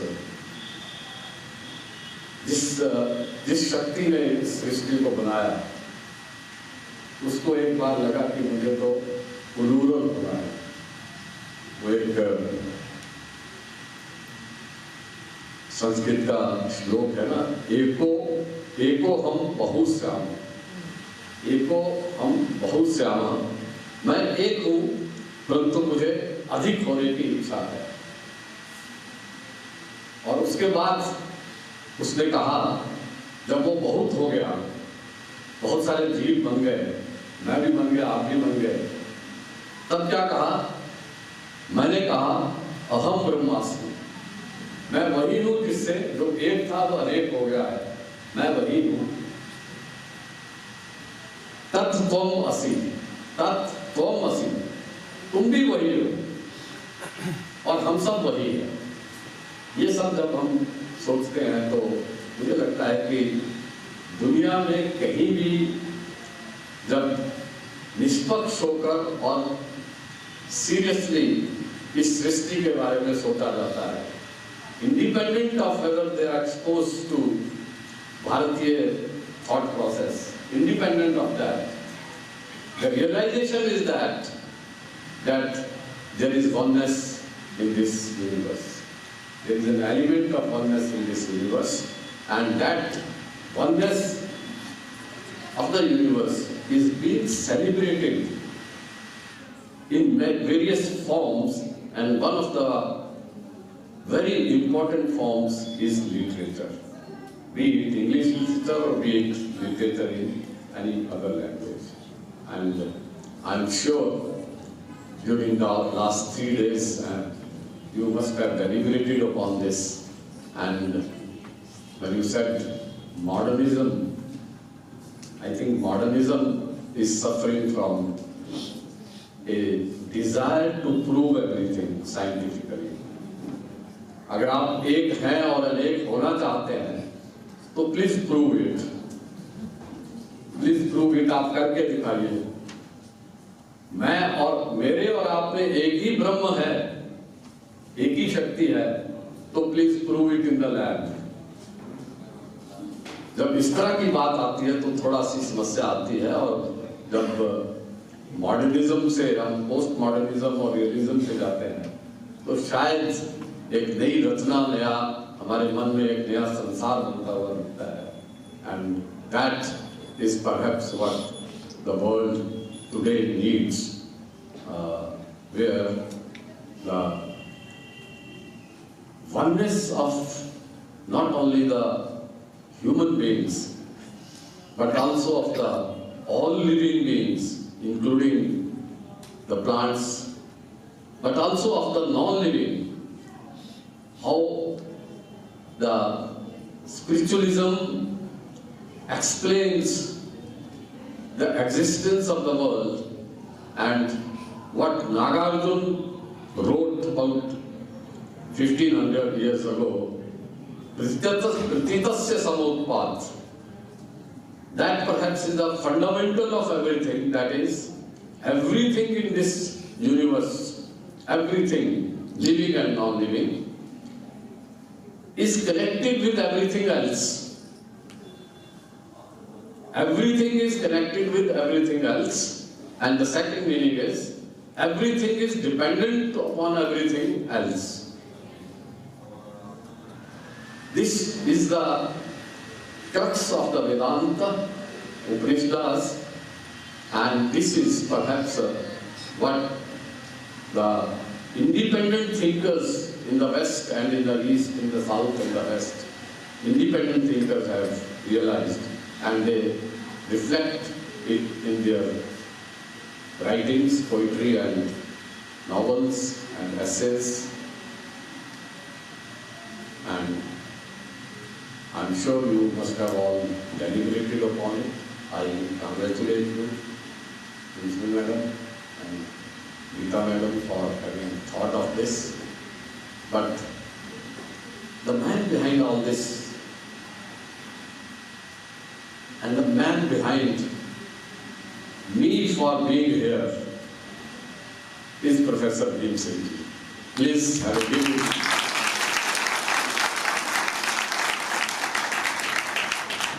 I can't but mention that I was a teacher in a national and international institute located in JNU campus, Delhi. And through a professor messenger at midnight 1:30 p.m, I was asked to meet Professor Daya. रात को 1:30 बजे एक professor आए, उनको मेरे घर का पता नहीं था, वो घूमते घूमते आए और उन्होंने कहा कि आपको प्रोफेसर दैया से कुरुक्षेत्र में मिलना है। मैं दैया साहब के पास गया और बस गया तो मैं फिर दिल्ली छोड़ने के लिए आपने मुझे मजबूर कर दिया। मैं कुरुक्षेत्र में आ गया, कुरुक्षेत्र में आया तो फिर यहाँ से कुरुक्षेत्र यूनिवर्सिटी, फिर गुरु जम्बेश्वर यूनिवर्सिटी, ये सारा करते करते आज मैं जिस स्थान पर हूँ, उस स्थान का जो किक स्टार्ट था वो प्रोफेसर दैया ने किया।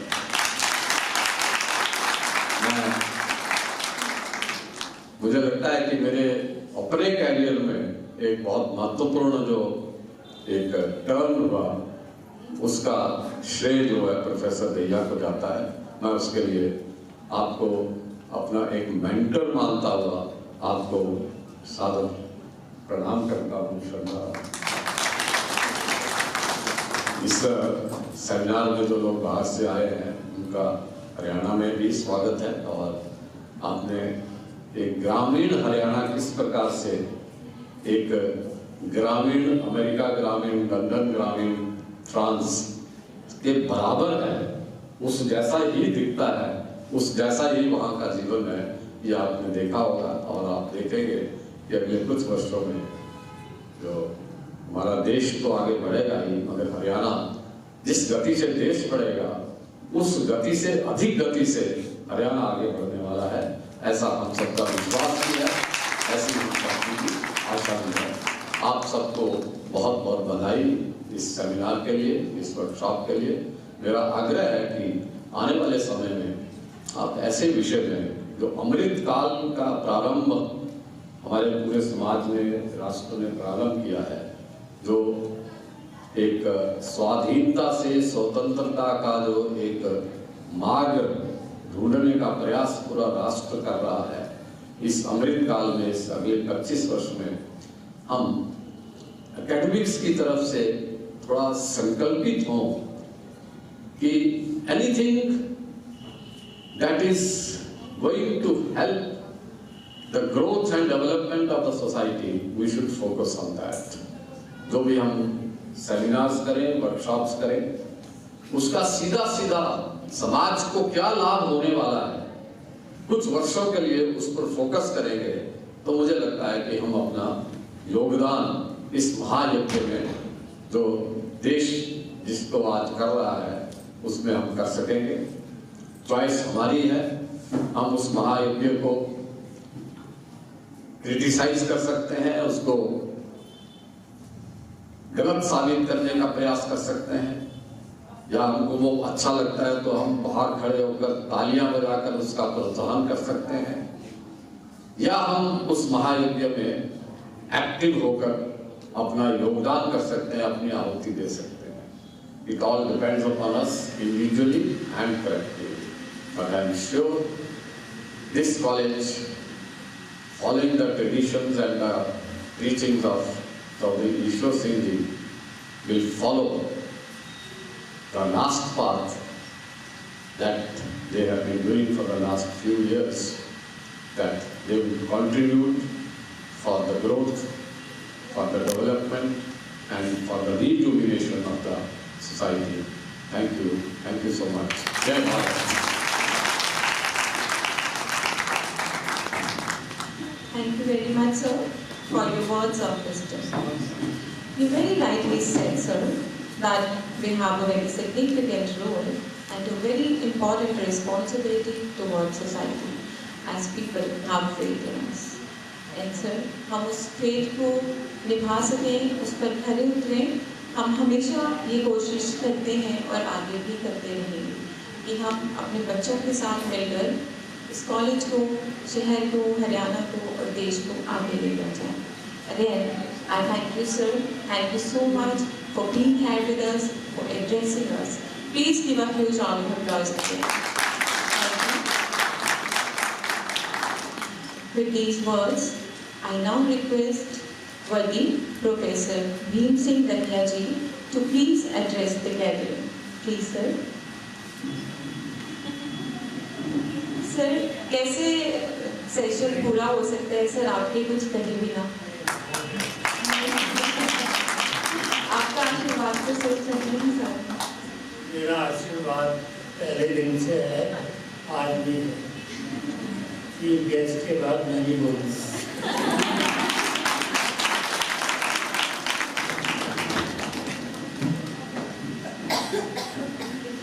Okay, sir. Thank you very much. Now, I would like to request Professor Geeta Sharma to please come and say a few words. Please, ma'am.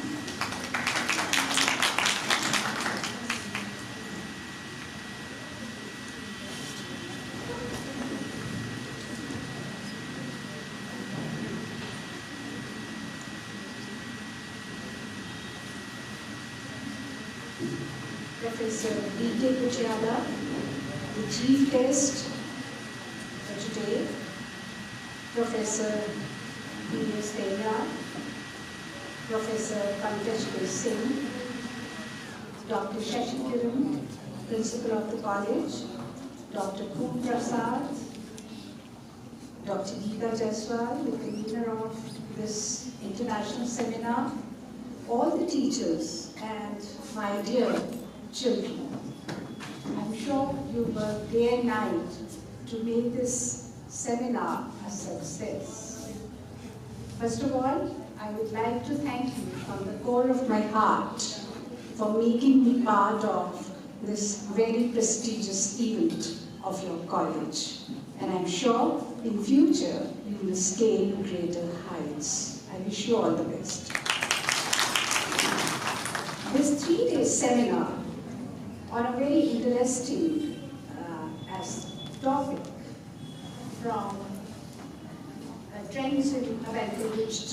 from Transcendentalism to Post-Modernism, a reconsideration from Indian perspective, has thrown open so many questions and has made very serious and interesting attempts to answer those questions. And of course, we have also understood through these deliberations that there are possibilities of looking beyond the accepted notions of what Transcendentalism means. And of course, there are more than one ways of looking at this premise, and one can not only just look at it as a movement that originated sometime in the 1830s and continued for a very long time and has had repercussions in the modern world like many other few movements have had. Now, what is the reason for that? And how do we really understand that this movement not only provokes us, even in the present times, to understand it in totality as a movement which was instrumental in bringing liberation to the oppressed of the world. There are so many ways, and all those ways have already been discussed in the seminar, and we know that it's association with the inherent goodness of man, inherent nobility of man, is something that we all almost take for granted. Initially, when the movement began, people started with a belief in human beings as really noble souls, capable of uplifting, oppressed, the poor, the marginalized. Thereafter, the movement, as we all know and it has been discussed in detail, was charmed by different thought. Why and how, that is something which is subject to scrutiny. And I guess if we do not subject any premise to scrutiny, it refuses to evolve. And the beauty of this particular premise is that it still continues to evolve as is suggested to us by many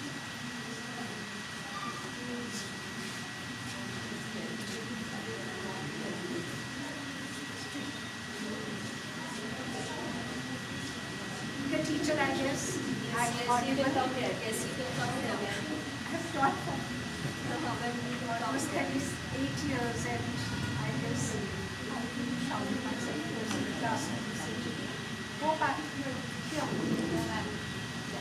So, all movements, as I said, should be understood because of the way they are sometimes opposed, the way they are sometimes examined over and over again, and then later these movements, they develop and blossom entirely. This is the case with Transcendentalism. We realize that the tendency to look at the divine experience, the tendency to look at society in general as entities that nourish us, that make us blossom, are the things that these exponents began their journey with. But what is really interesting here is that they were deeply, besides being deeply influenced by the Upanishads and the Bhagavad Gita, about which Henry David Thoreau once said that the rest of the world looks puny and trivial, and when I get up in the morning, I realize that I bathed in the divinity of the Bhagavad Gita, which has really transformed the world. But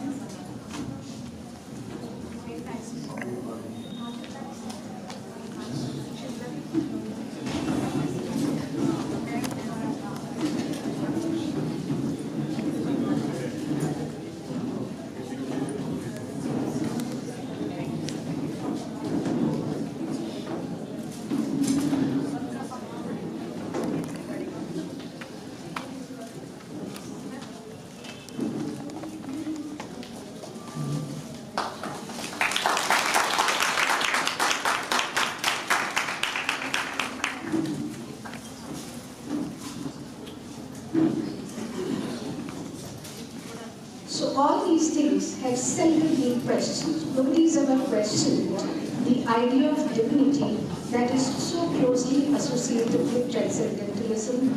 Nobody's ever questioned the influence of the Indian scriptures, the Indian philosophy on transcendentalism. All these things we have kind of accepted all through. However, what really attracted the Western world in Indian philosophy, and what all actually led to the way this movement developed, is something which is very, very important. And that is the reason why Dr. Jaiswal's observation yesterday suggested the possibilities of yet another debate on the Prince. Because it can be continuously and endlessly debated as to what transcendentalism means.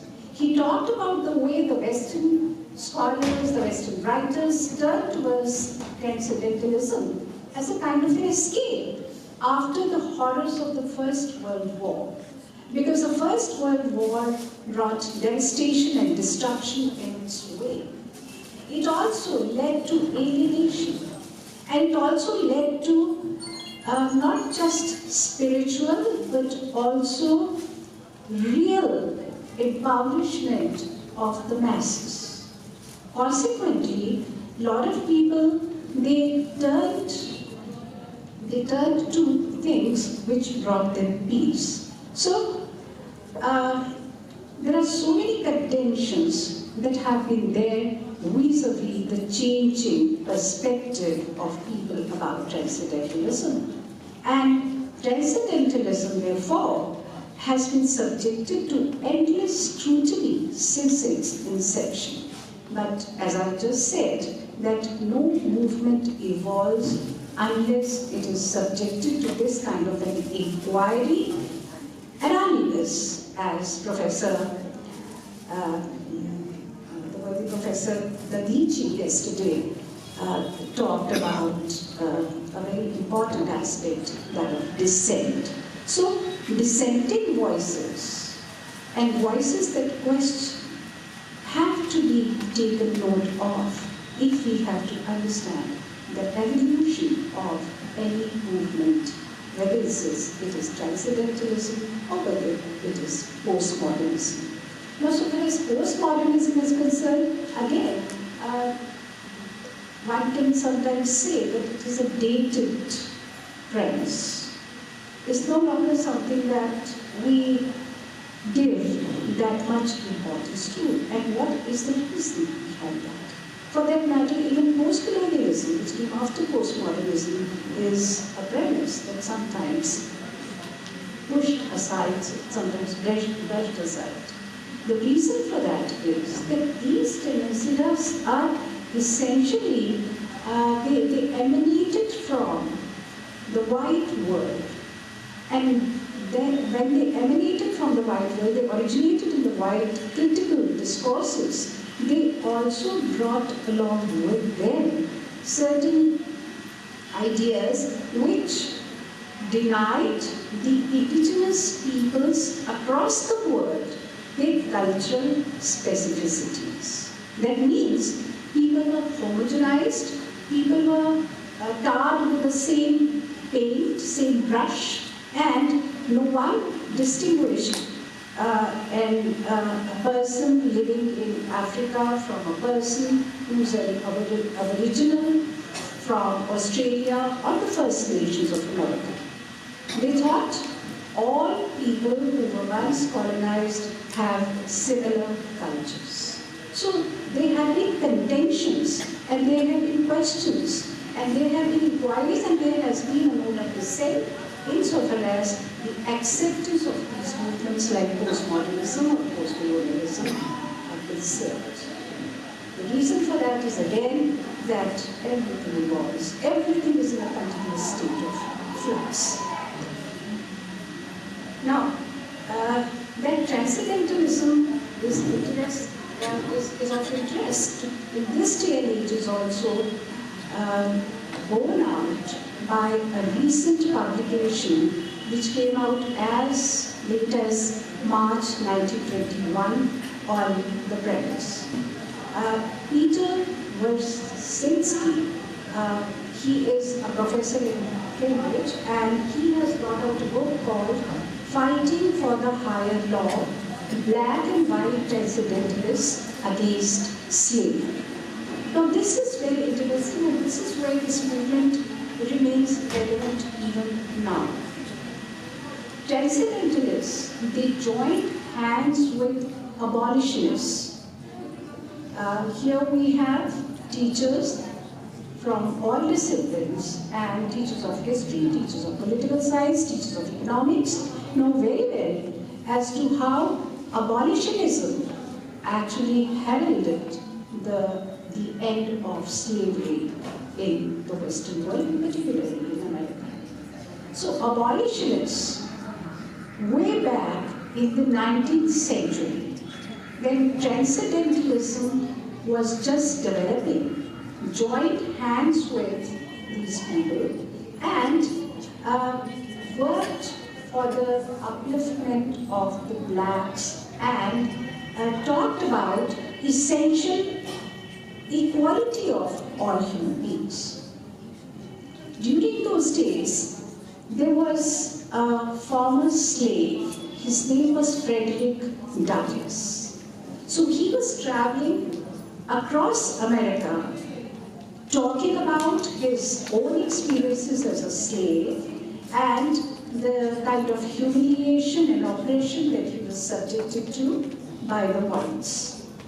During those journeys, he was always receiving hostile treatment from the audiences.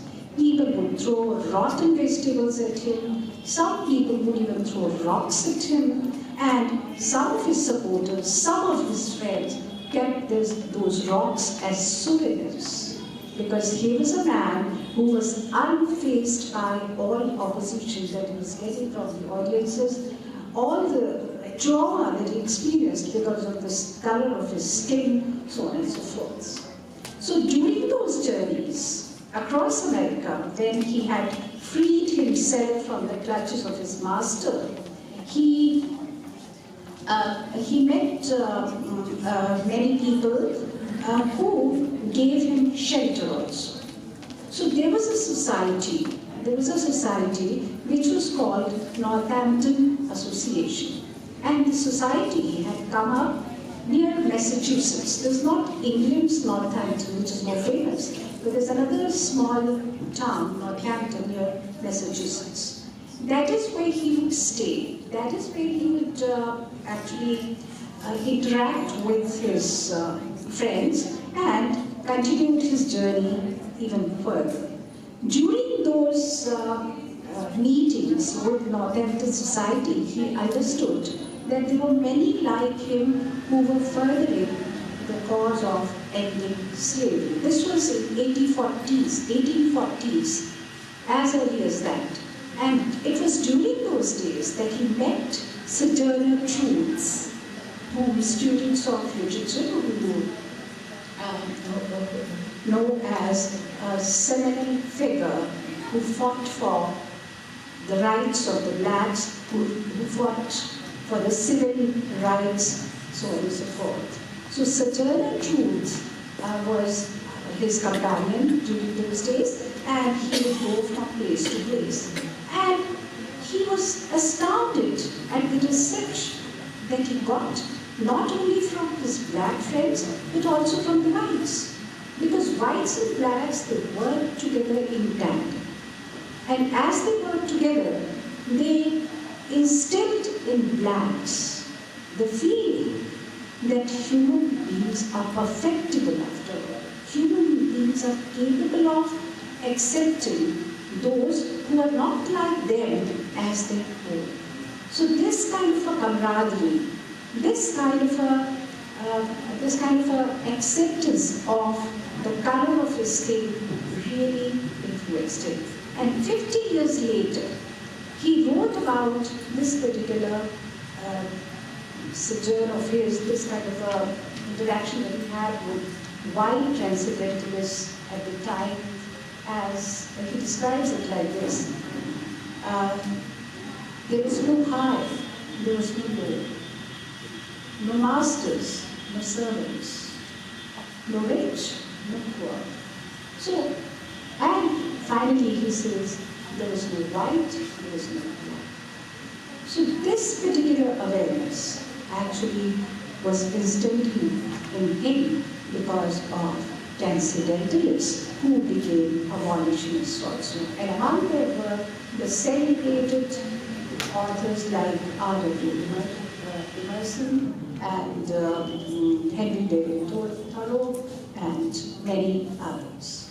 So there were some blacks also amongst those abolitionists, and there were whites also, and they worked together in each other's company. So when I was talking about the title of this particular book, Fighting for the Higher Law, Black and White Transcendentalists against Slavery, we find as to how very many important abolitionists of the time like C. L., Thomas Sidney, Charlotte Fortin, and of course transcendental intellectuals including R.W. Emerson, Henry David Thoreau, developed a higher law. And this higher law was a unique set of romantic sensibilities, romantic political sensibilities, so to say. And these sensibilities were marked by a moral enthusiasm, democratic idealism, and a vision of the self that could judge political questions from higher standards of morality and reason. So they gave to the world a new system of ethical understanding. And transcendentalism that therefore emerges here is not a dreamy philosophy, because most of us sometimes associate it with the dreamy philosophy which looked up to Indian spiritual texts, the Mahabharata, the Ramayana, the Bhagavad Gita, so on and so forth. But here we realize that it was a different kind of a philosophy altogether, which was not something that was associated with the privileged whites alone, but a more populist and uncompromising form of politics among a wide range of northerners, both black and white, working class as well as wealthy, and invented to fight slavery, the institution of slavery. It would influence later labor, feminist and environmentalist movements. So this is the contribution of transcendentalism, which has been overlooked sometimes. That being abolitionists, they also attracted many other liberal philosophers, many other liberal intellectuals who thereafter went a long way in developing movements associated with feminism, some labor movements, and also, of course, the movements which were associated with, eco-critical sensibilities that have taken center stage in the recent times.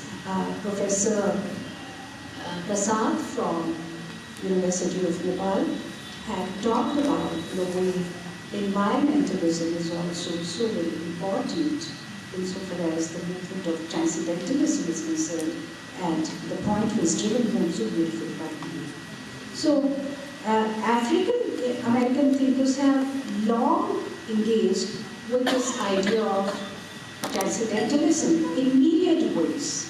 All of us have heard about W.E.B. Du Bois and his double consciousness, the idea of double consciousness, whereby you're not able to let go of the presence of the white man in your life.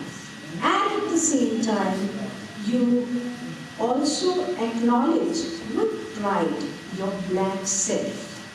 So this kind of a dichotomy is called double consciousness, whereby you are living with whites. The whites have been oppressive, some of them have not been, some of them have been liberal, and the black self is to be seen with some sense of pride. So this the idea of double consciousness also was something that was embraced by Transcendentalism, and Transcendentalists and abolitionists therefore worked hand in hand. When thinkers like Martin Luther King, we all know about that famous speech of his, I Have a Dream, and we also know about his contribution to the eradication of slavery in the United States. We also know at the age of 36 he was conferred the Nobel Prize, and we also know about his assassination. So he was also very deeply influenced by Transcendentalism as a movement, and of course W.E.B. Du Bois' name I've already told you. And besides that, there were many other movements which were propagated by the black radicals, which were accepted by the Transcendentalists in their fold. So black and white Transcendentalists worked together to eradicate slavery. Besides Frederick Douglass, I think I would also like to talk about a couple of other black abolitionists. Among them, the name of David Ruggles is very, very important, and Mrs. Cotton and Sir Sidney. All of them were altogether devoted to the ideas that were propagated by the Transcendentalists, and they never ever looked at them as enemies in that day and age. So what is important is that 200 years ago also, Transcendentalists, they fought for equality of human beings and believed that these races should not be discriminated against on the basis of the color of their skin.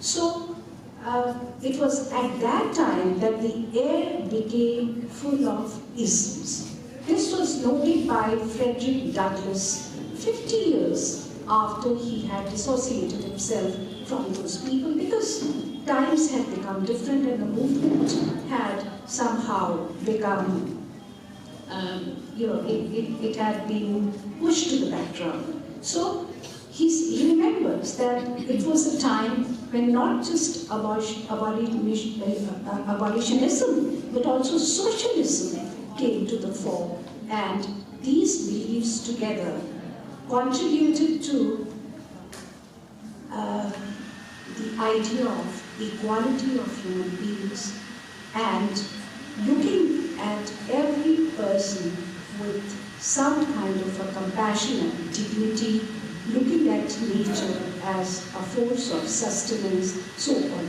and so forth.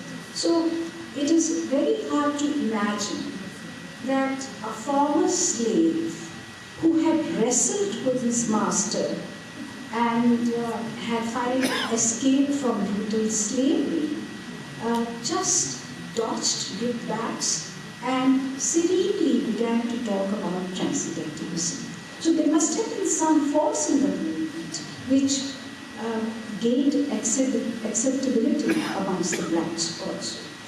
So the philosophy of transcendentalism and the politics of abolitionism were mutually reciprocal. Now, finally, I would also talk about a very significant idea which can be traced back to this transcendentalism which ultimately merged with abolitionism. The idea is related to African American women writers who have responded to some classic feminist text in a very different way in the modern age. There are some texts which all of us have glorified as classics. Amongst them is Charlotte Bronte's Jane Eyre. All of us have heard about this particular book, and all of us have, at some stage of our life, have celebrated this text as an essentially feminist text. Then there is another text which is recent, The Handmaid's Tale by Margaret Atwood. And we are always celebrating these texts, and it's a breathless celebration. We do not really apply our minds sometimes as to what kind of a treatment is being meted out to the non-white subject. I don't know how much time do I have? You have all the time. We have all the time, she doesn't have. So I have to catch a train on this. Okay, this is irresistible, this particular idea, so I just can't tell you without speaking about it. Just 15 minutes or so the idea is actually associated with the way we have indulged in breathless celebration of certain texts. I will not look at my papers because that will make my speech long. So let me just talk about one text, because that is the text most of us are familiar with.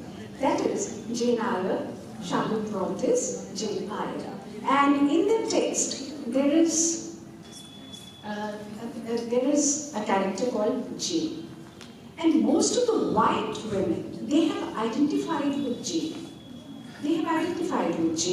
And we were so conditioned all our lives that we also began to identify ourselves with Jane, looking at her as a victim in some way. But we never ever looked at Bertha, the mad woman who has been portrayed with so much hostility. I mean, I dare to use this word hostility, by Bronte herself. Bronte portrays her as a hateful character. And again she's referring to the color of her skin as opaque. Again and again she's talking about Bertha rolling her eyes like a mad woman. And this madness of Bertha is actually colored. It's not something that is to be accepted as a malady which was naturally there, but it is to be seen as something which is coming from the author herself. And Bertha has been presented in a very negative light. Unabashedly, Jane Eyre goes on to say untoward things about her. She is shown as morally corrupt. she is shown as, a hateful character, so on and so forth. So what is important is that these writers forgot that a time would come when colored women will also read this particular text. And when I say colored women, I do not just mean African women, women with very dark skins. I also include myself. Because this is where my anxiety also springs from. I read that book, and in fact I came across the response of a black woman about this text. And she said, I continued to read this text, and there came a moment when I wanted to throw this text across the room. Because I could not identify with Jane, but I could identify with Buddy. So that's, and look at The Handmaid's Tale, look at Atwood's stature. And even Atwood is a writer who has been glorified by all of us. So many of us have ended doing PhDs also on Atwood. But Atwood's response is also, somewhat like this. She refuses to read race, and she creates that community unit with a few fertile women, and there she's comparing and appropriating black women's experiences to present white women. So, there are many things which I would love to talk about, but there's always a next time. So, I would like to conclude by saying that these movements, whether it is Transcendentalism, whether it is Post-Modernism, they should all be subjected to wide.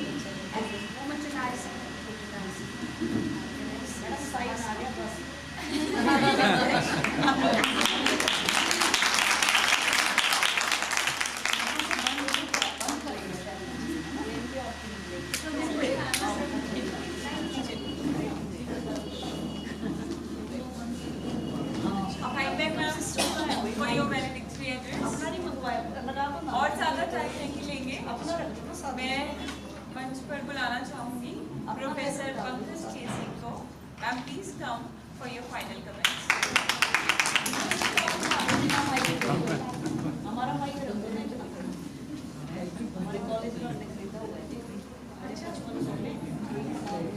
कम तो बोलना था मैं लेने के तो कहते धीरे बोलो सुनना भी नहीं। चल पड़ा मैं मारा। आ तो गई है मुझे बता दिया साइड तो आ तो गई है।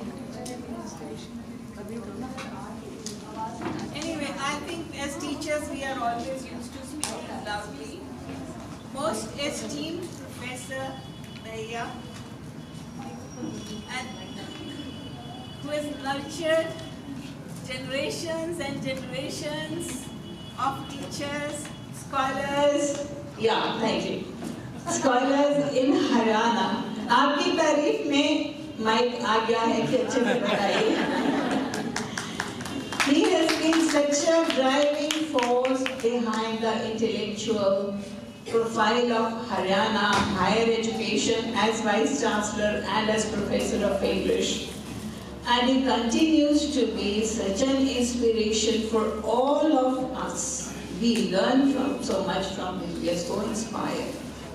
So his presence here means a lot personally also for me.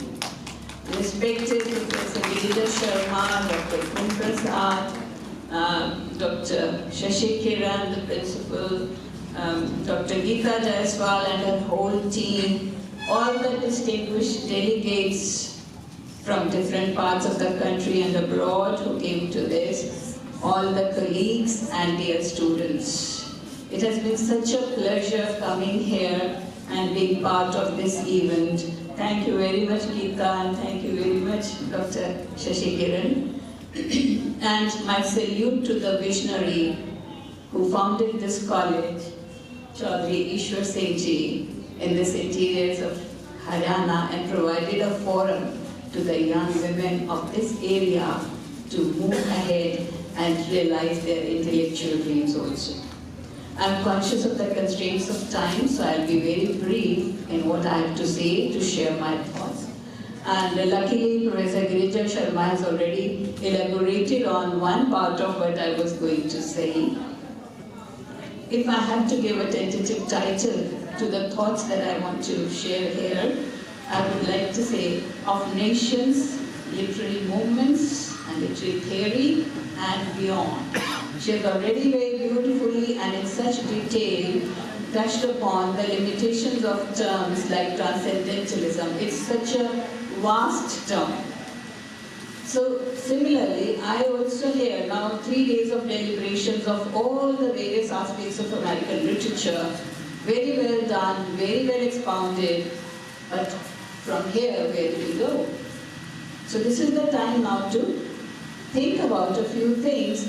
And the first thought that came to my mind, what is the relevance of national boundaries? American literature. Fine. It enabled us to focus on a particular area of literature that grew up in a geopolitical space known as America. That's it. The state in America. But is it beyond that relevant? Is there a relevance of a national literature? It's true, all literature grows out of the historical social context of the place, the time, but it goes far beyond. Now, T.S. Eliot, we as students of MA, we studied him as part of British literature, modern British literature, along with Yeats and Joyce and others. So, is it an English poem or an American literature?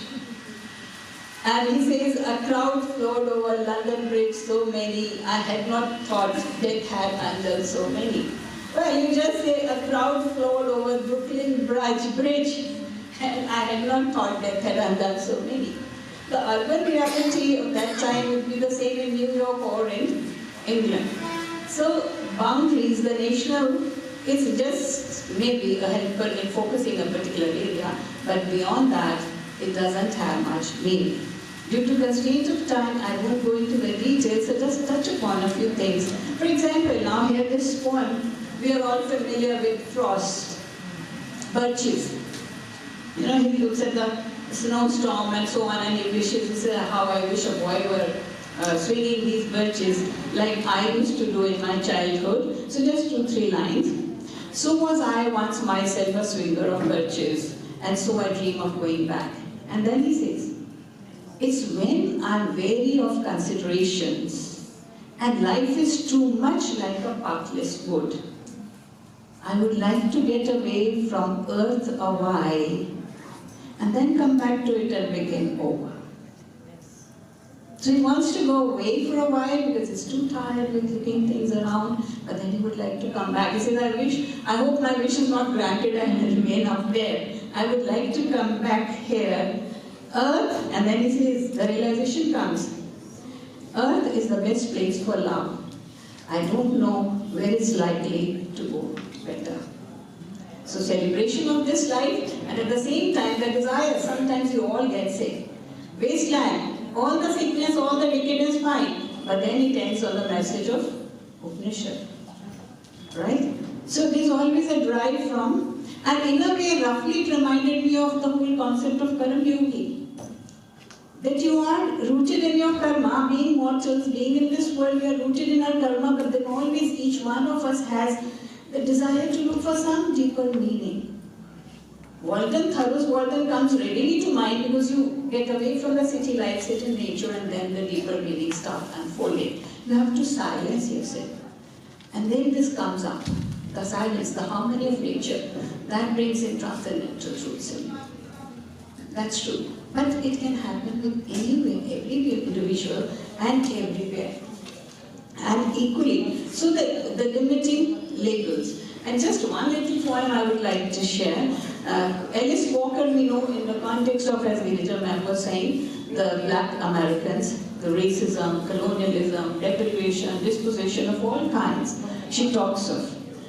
There's a beautiful poem by her, What Makes the Dalai Lama Lovable.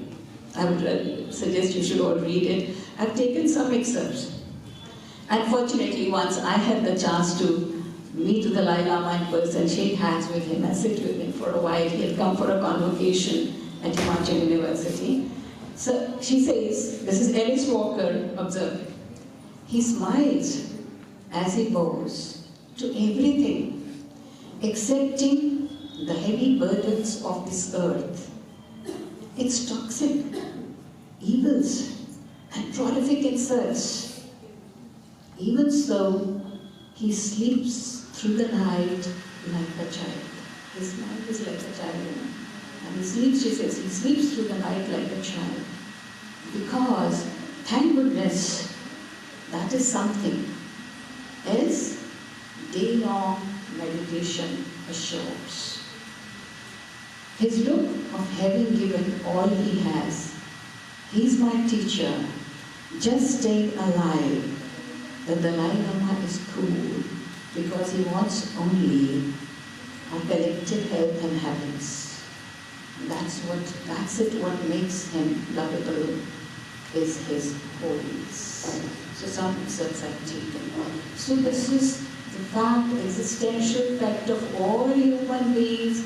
We live in the turmoil, we live in the complexities, the hardships of life, and yet we always try to look for an inner life, or a higher life, or the creator, or the super consciousness, whatever it is, we all try to reach out to that also. And in fact with Birches, I had taken down, but I won't read out, some excerpts from this very famous poem of Wordsworth, lines written a few miles above Tilton Abbey. They're beautiful lines, just striking parallels with Frost. So how does it match an Englishman saying or an American poet? So national boundaries beyond that are not really valid. And similarly, as Girija, she was talking about the black feminism and their limitations and so on.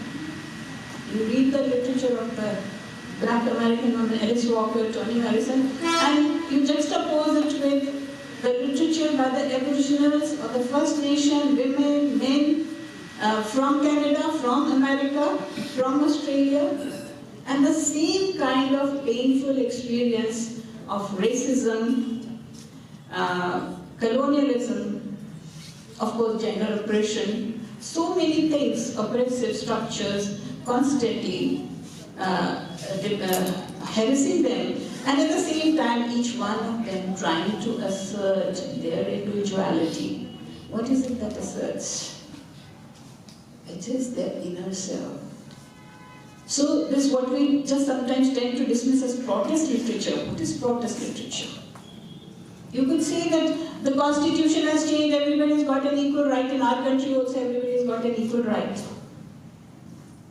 But have people got it? Or even those Aboriginals like Anita Hess's poems, if you read Why Do I Write? A very beautiful small poem. She's an Austrian father with an Aboriginal mother. And she says, I am top 1% of the bottom 2% of Australia's Aboriginals population. Top 1% of the bottom 2%. She's educated, she has money, she has means. And yet the scars on her psyche. So, what is Transcendentalism? As she is so beautifully, I don't have to because Girija ma'am has already very beautifully elaborated on it. Who speaks in these? It's not really a social being. It's the wounded soul.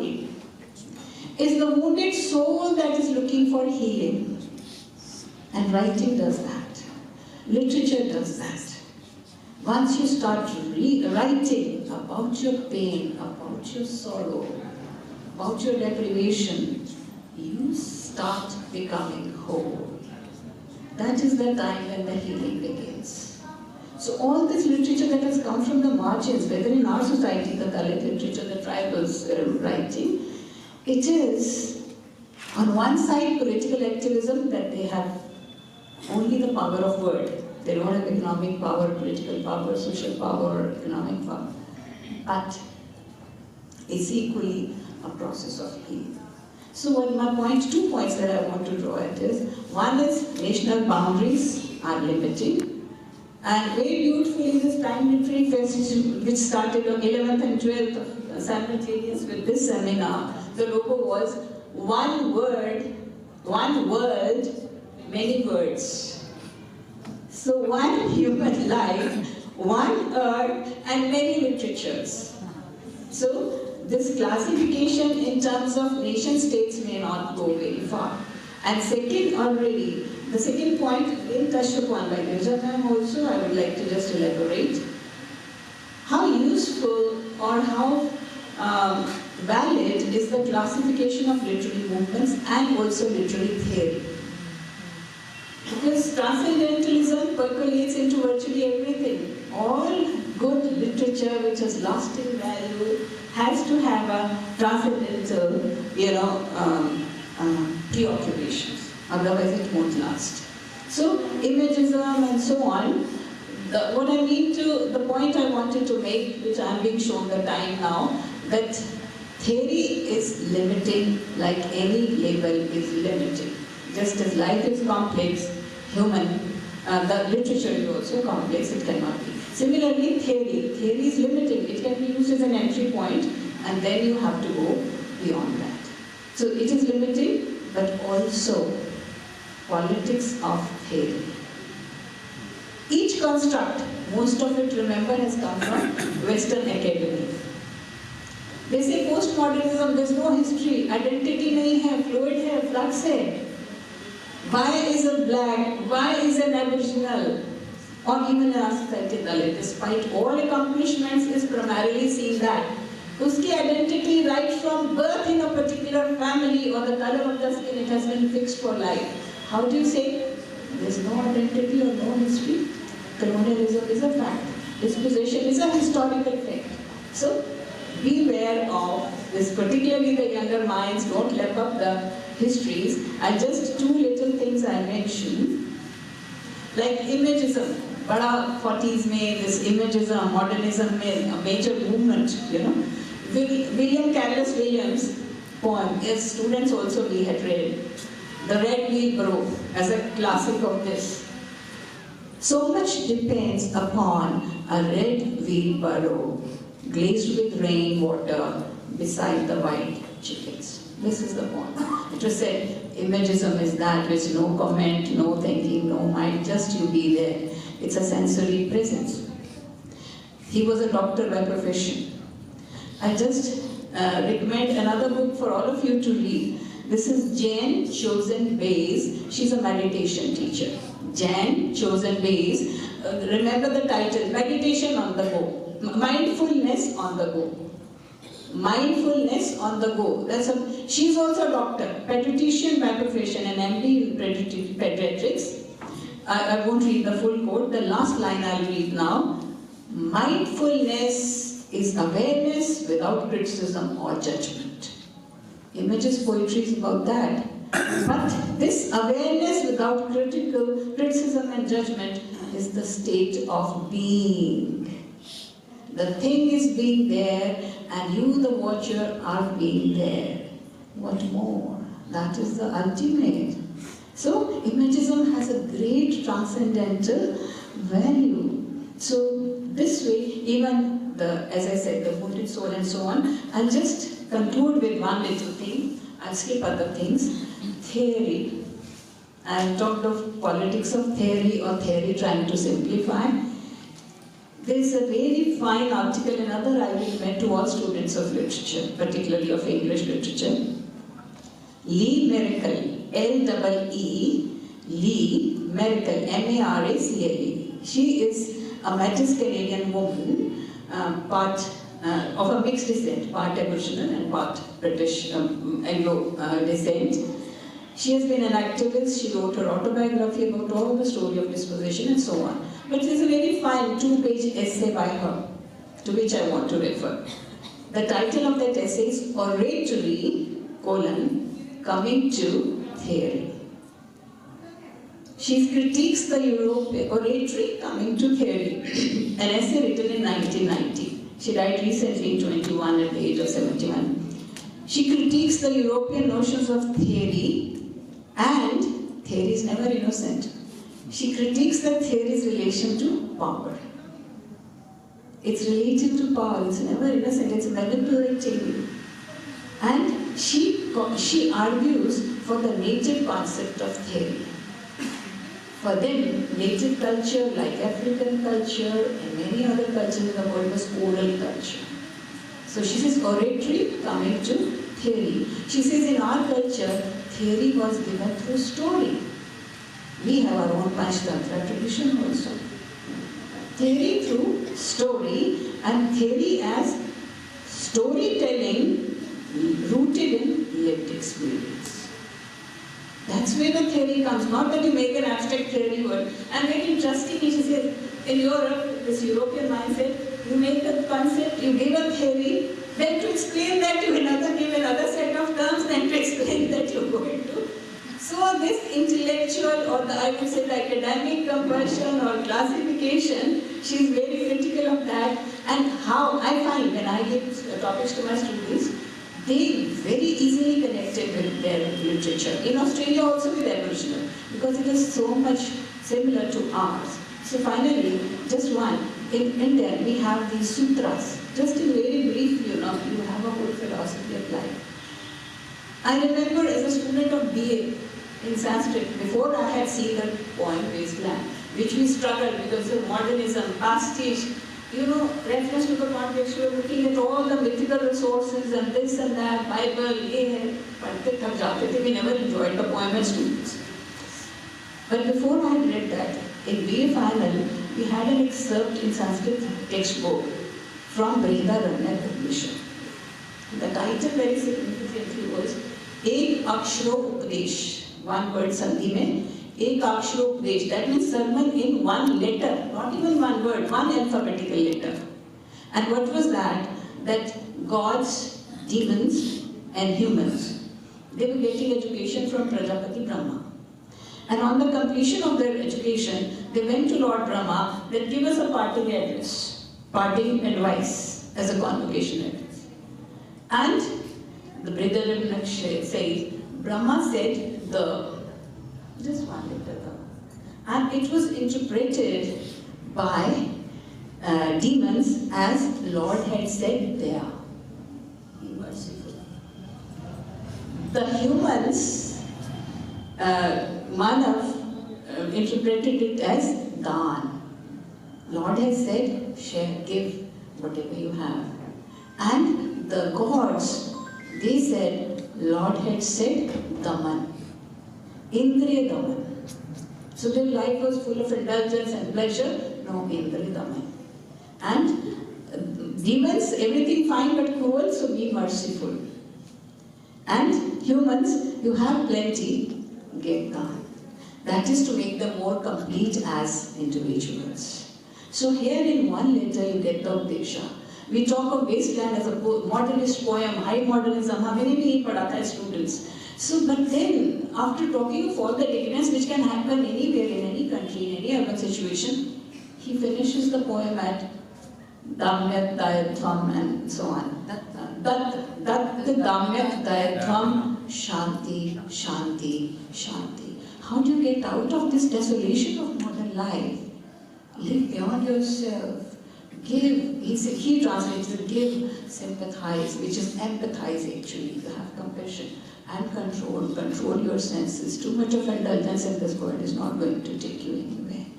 So, we look for finally what's the aim? Find that peace. Peace that passeth understanding. He himself explained it. You just have to experience this. So, let's be conscious of the limitations of faith.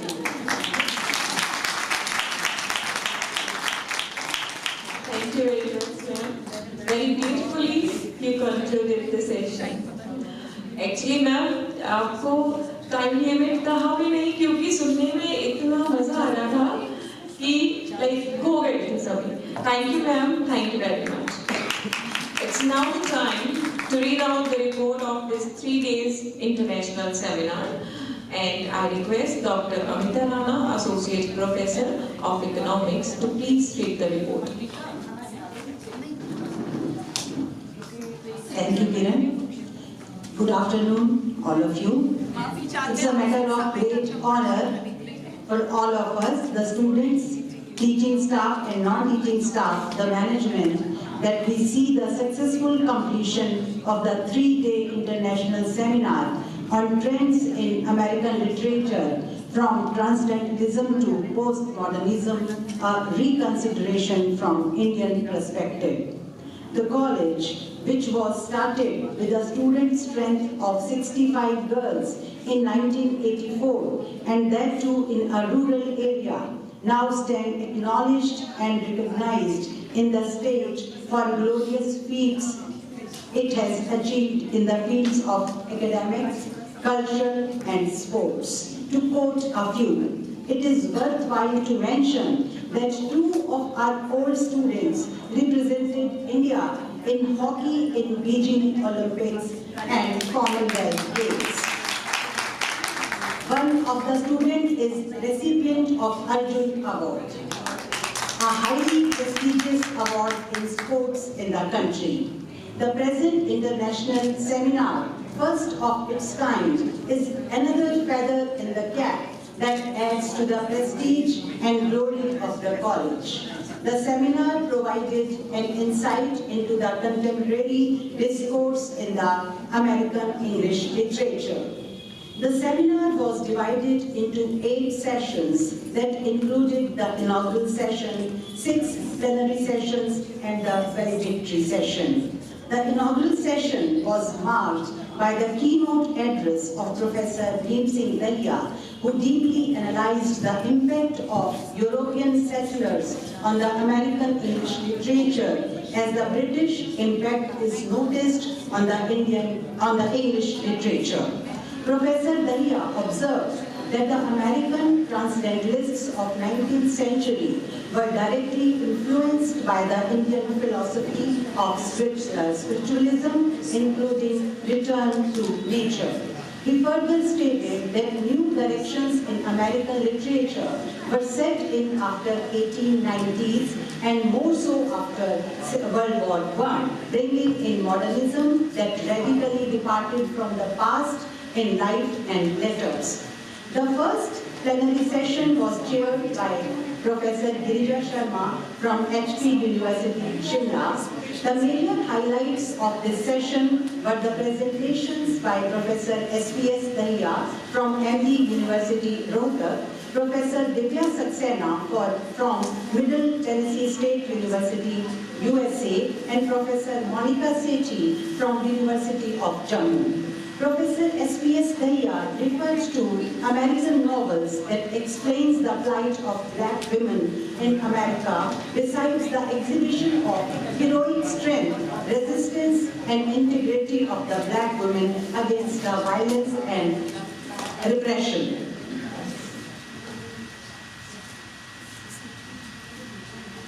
Professor Divya Saxena, taking cue from Indian Puranic term Pralay, suggested that destruction is not an end in itself, but it can be the beginning of new dawn. In her closing observation, she stated that everything does not always has an explanation. Sometimes experience is enough.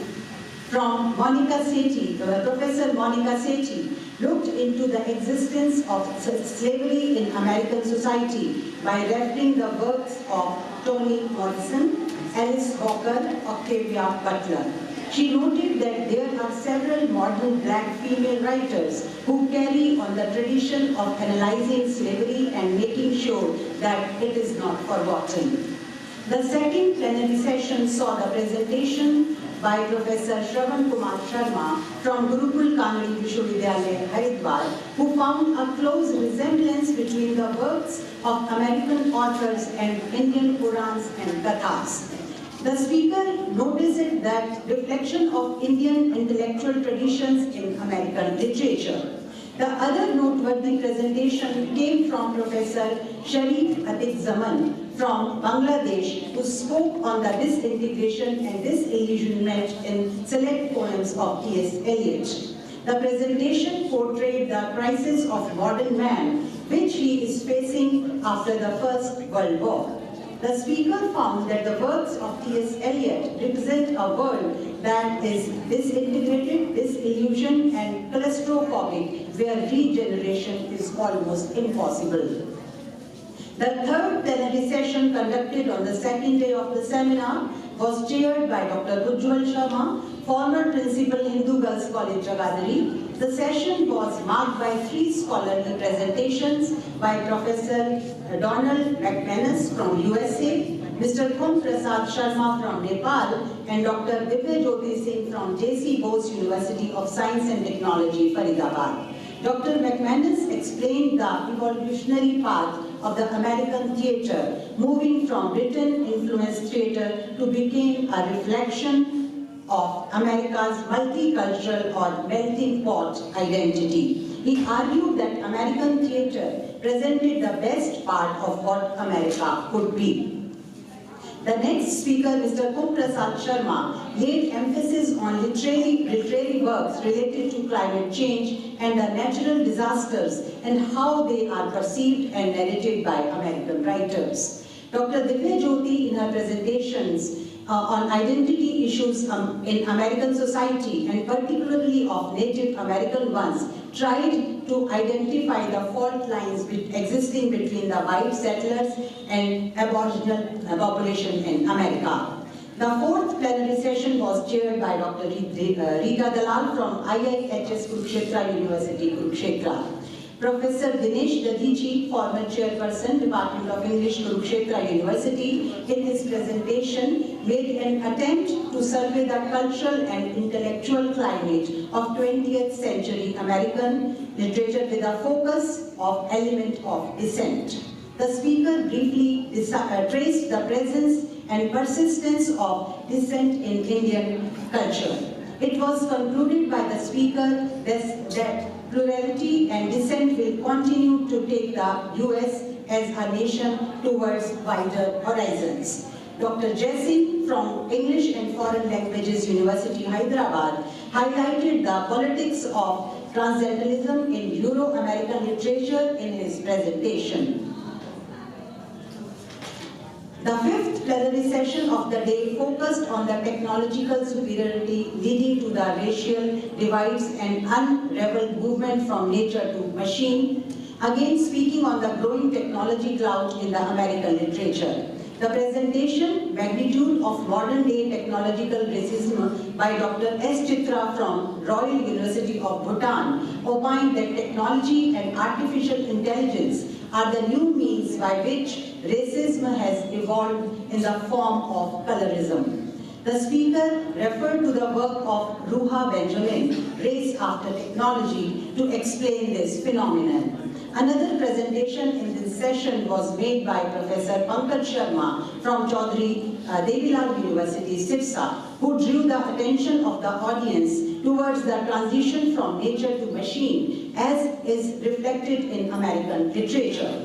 It was stated by the speaker that nature played a significant role in American literature, both serving as both a source of inspiration and a subject of reflection. He further pointed out that in contemporary scenario, the machines have taken a new role of being creative after the emergence of artificial intelligence, which gives a totally opposite look of American creative life. The sixth plenary session and the last technical session of the seminar on 13th Feb was chaired by Professor Ram Nivas, professor at the Department of English, Kurukshetra University, Kurukshetra. Dr. Geeta Goel from RKSD College, Kaithal, and Dr. Upasana Singh from Department of English shared their views. Dr. Geeta analyzed the poetic art of Robert Frost and found Frost's poetry true to nature and common human experiences.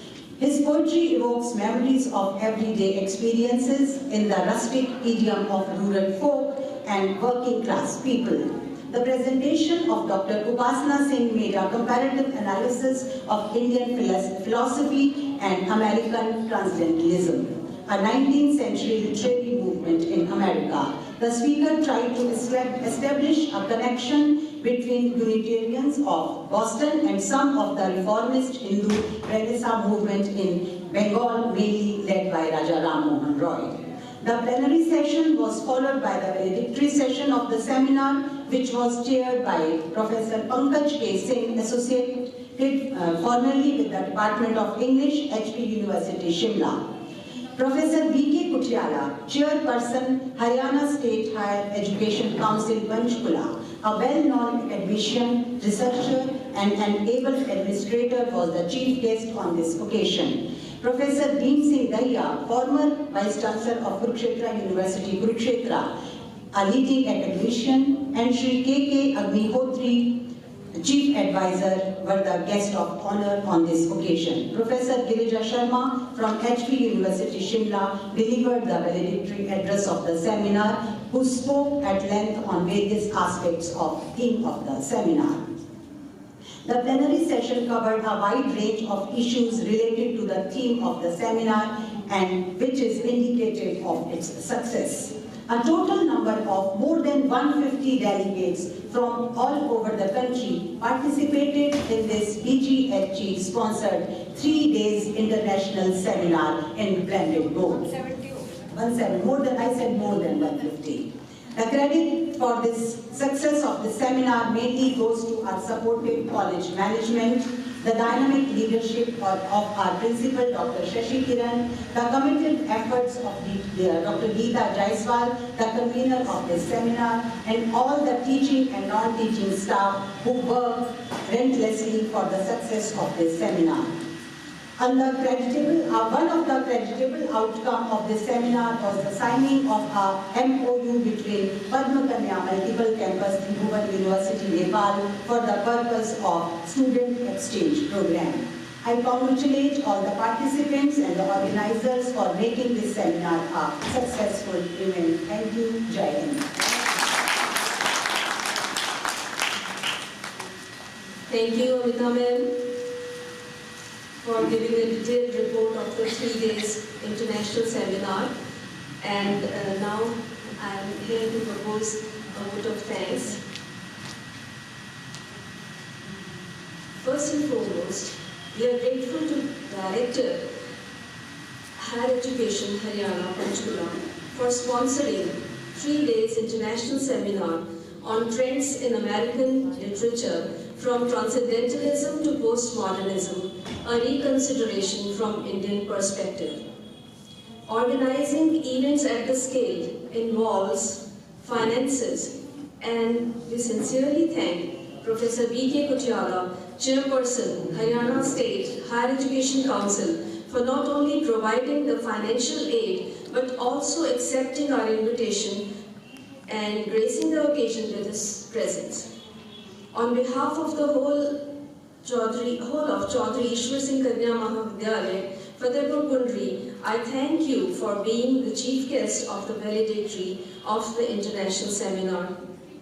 The tag DHE sponsored seminar has great significance, and it has won us more than 165 participants from across the country.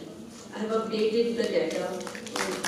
We are indebted to the Shakespeare Association India for backing the seminar.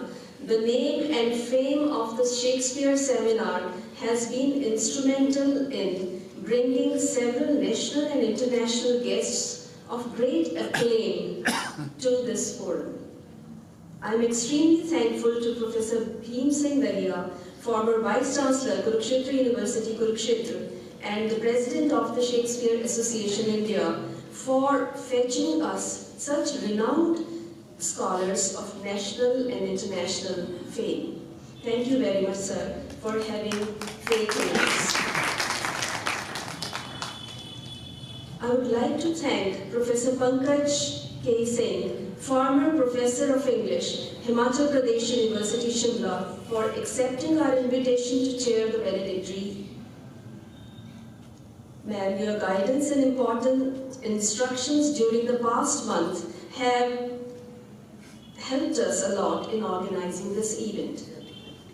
My sincere thanks to Professor Girija Sharma, former Professor of English, Himachal Pradesh University, Shimla, for a most profound and intense valedictory address.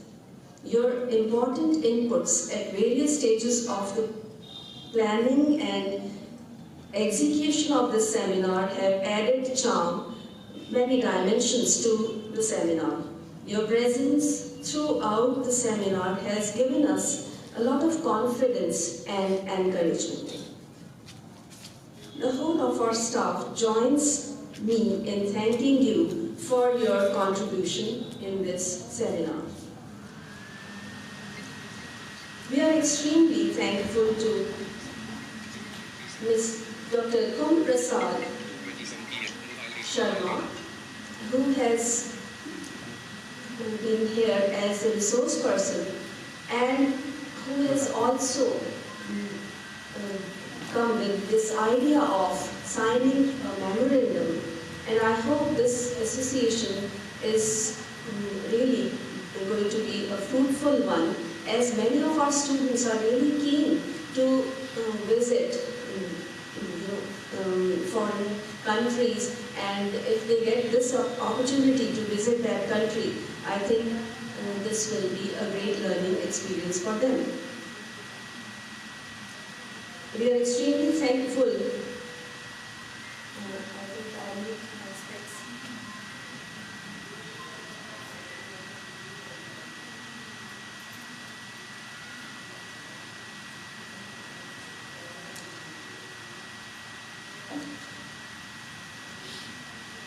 I'm extremely thankful to all the dignitaries who joined us from across the globe in blended mode. The deep insights provided by you related to the theme have made the event a huge success.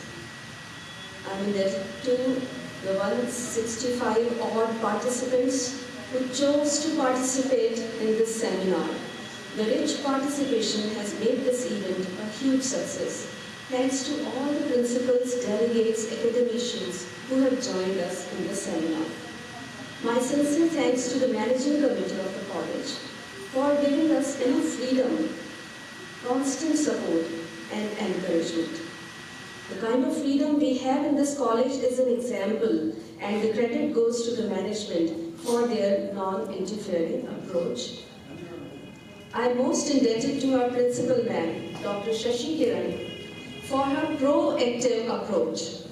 Within an hour of getting the sanction letter from the DHE on 9th January 2023, we were in Kurukshetra holding a meeting with Professor Dahiya, who invited Professor Kutyala on phone the same day.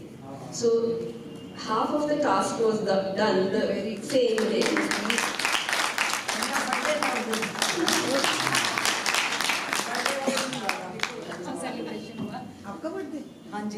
Achha. 9th January, the day we talked to Professor Dahiya and Professor Kutyala was invited for the seminar. That was her birthday. So we can understand why we are, yes, this is all due to her. Her enormous cooperation throughout the seminar is worth appreciation. We thank her for that. I also thank Mrs. Sushila Garg and Mr. Vinesh Walia, co-conveners of the seminar, for managing all fronts successfully. I owe thanks to the whole organizing committee for their sincere efforts and commitment to make the event a success. My young colleagues from the English department, Dr. Veena, Dr. Pooja, Mrs. Reena, Mrs. Sunita, Mrs. Seema, Mrs. Priyanka, I owe you thanks for the brilliant management of the parallel sessions. They have ensured that all participants get an equal opportunity. It was a huge task, and the way you managed it, it calls for a huge round of applause. And all the other staff members who have been department का बहुत special है, जो हमारी सरस्वती वंदना स्वामी yes, music department का special all the committees working under yes, PCA students especially and the students of the Literary Society and all the various committees that were formed. They have worked without fail. There is no complained at all, and they have really worked very hard to make this event a success. And I thank all the media persons for covering the event so beautifully and bringing our college to the limelight. Without this coverage, it will be more like jungle mein more nacha kisne dekha. So I also thank the non-teaching and the 4th class employees and last but not the least, the students who are still on the chairs.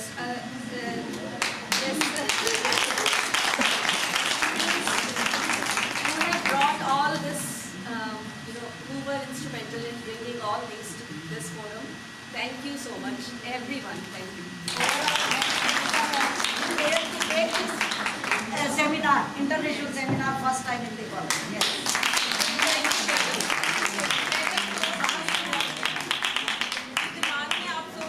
International seminar होना चाहिए, efforts किए and then it is a success one. Please give a huge round.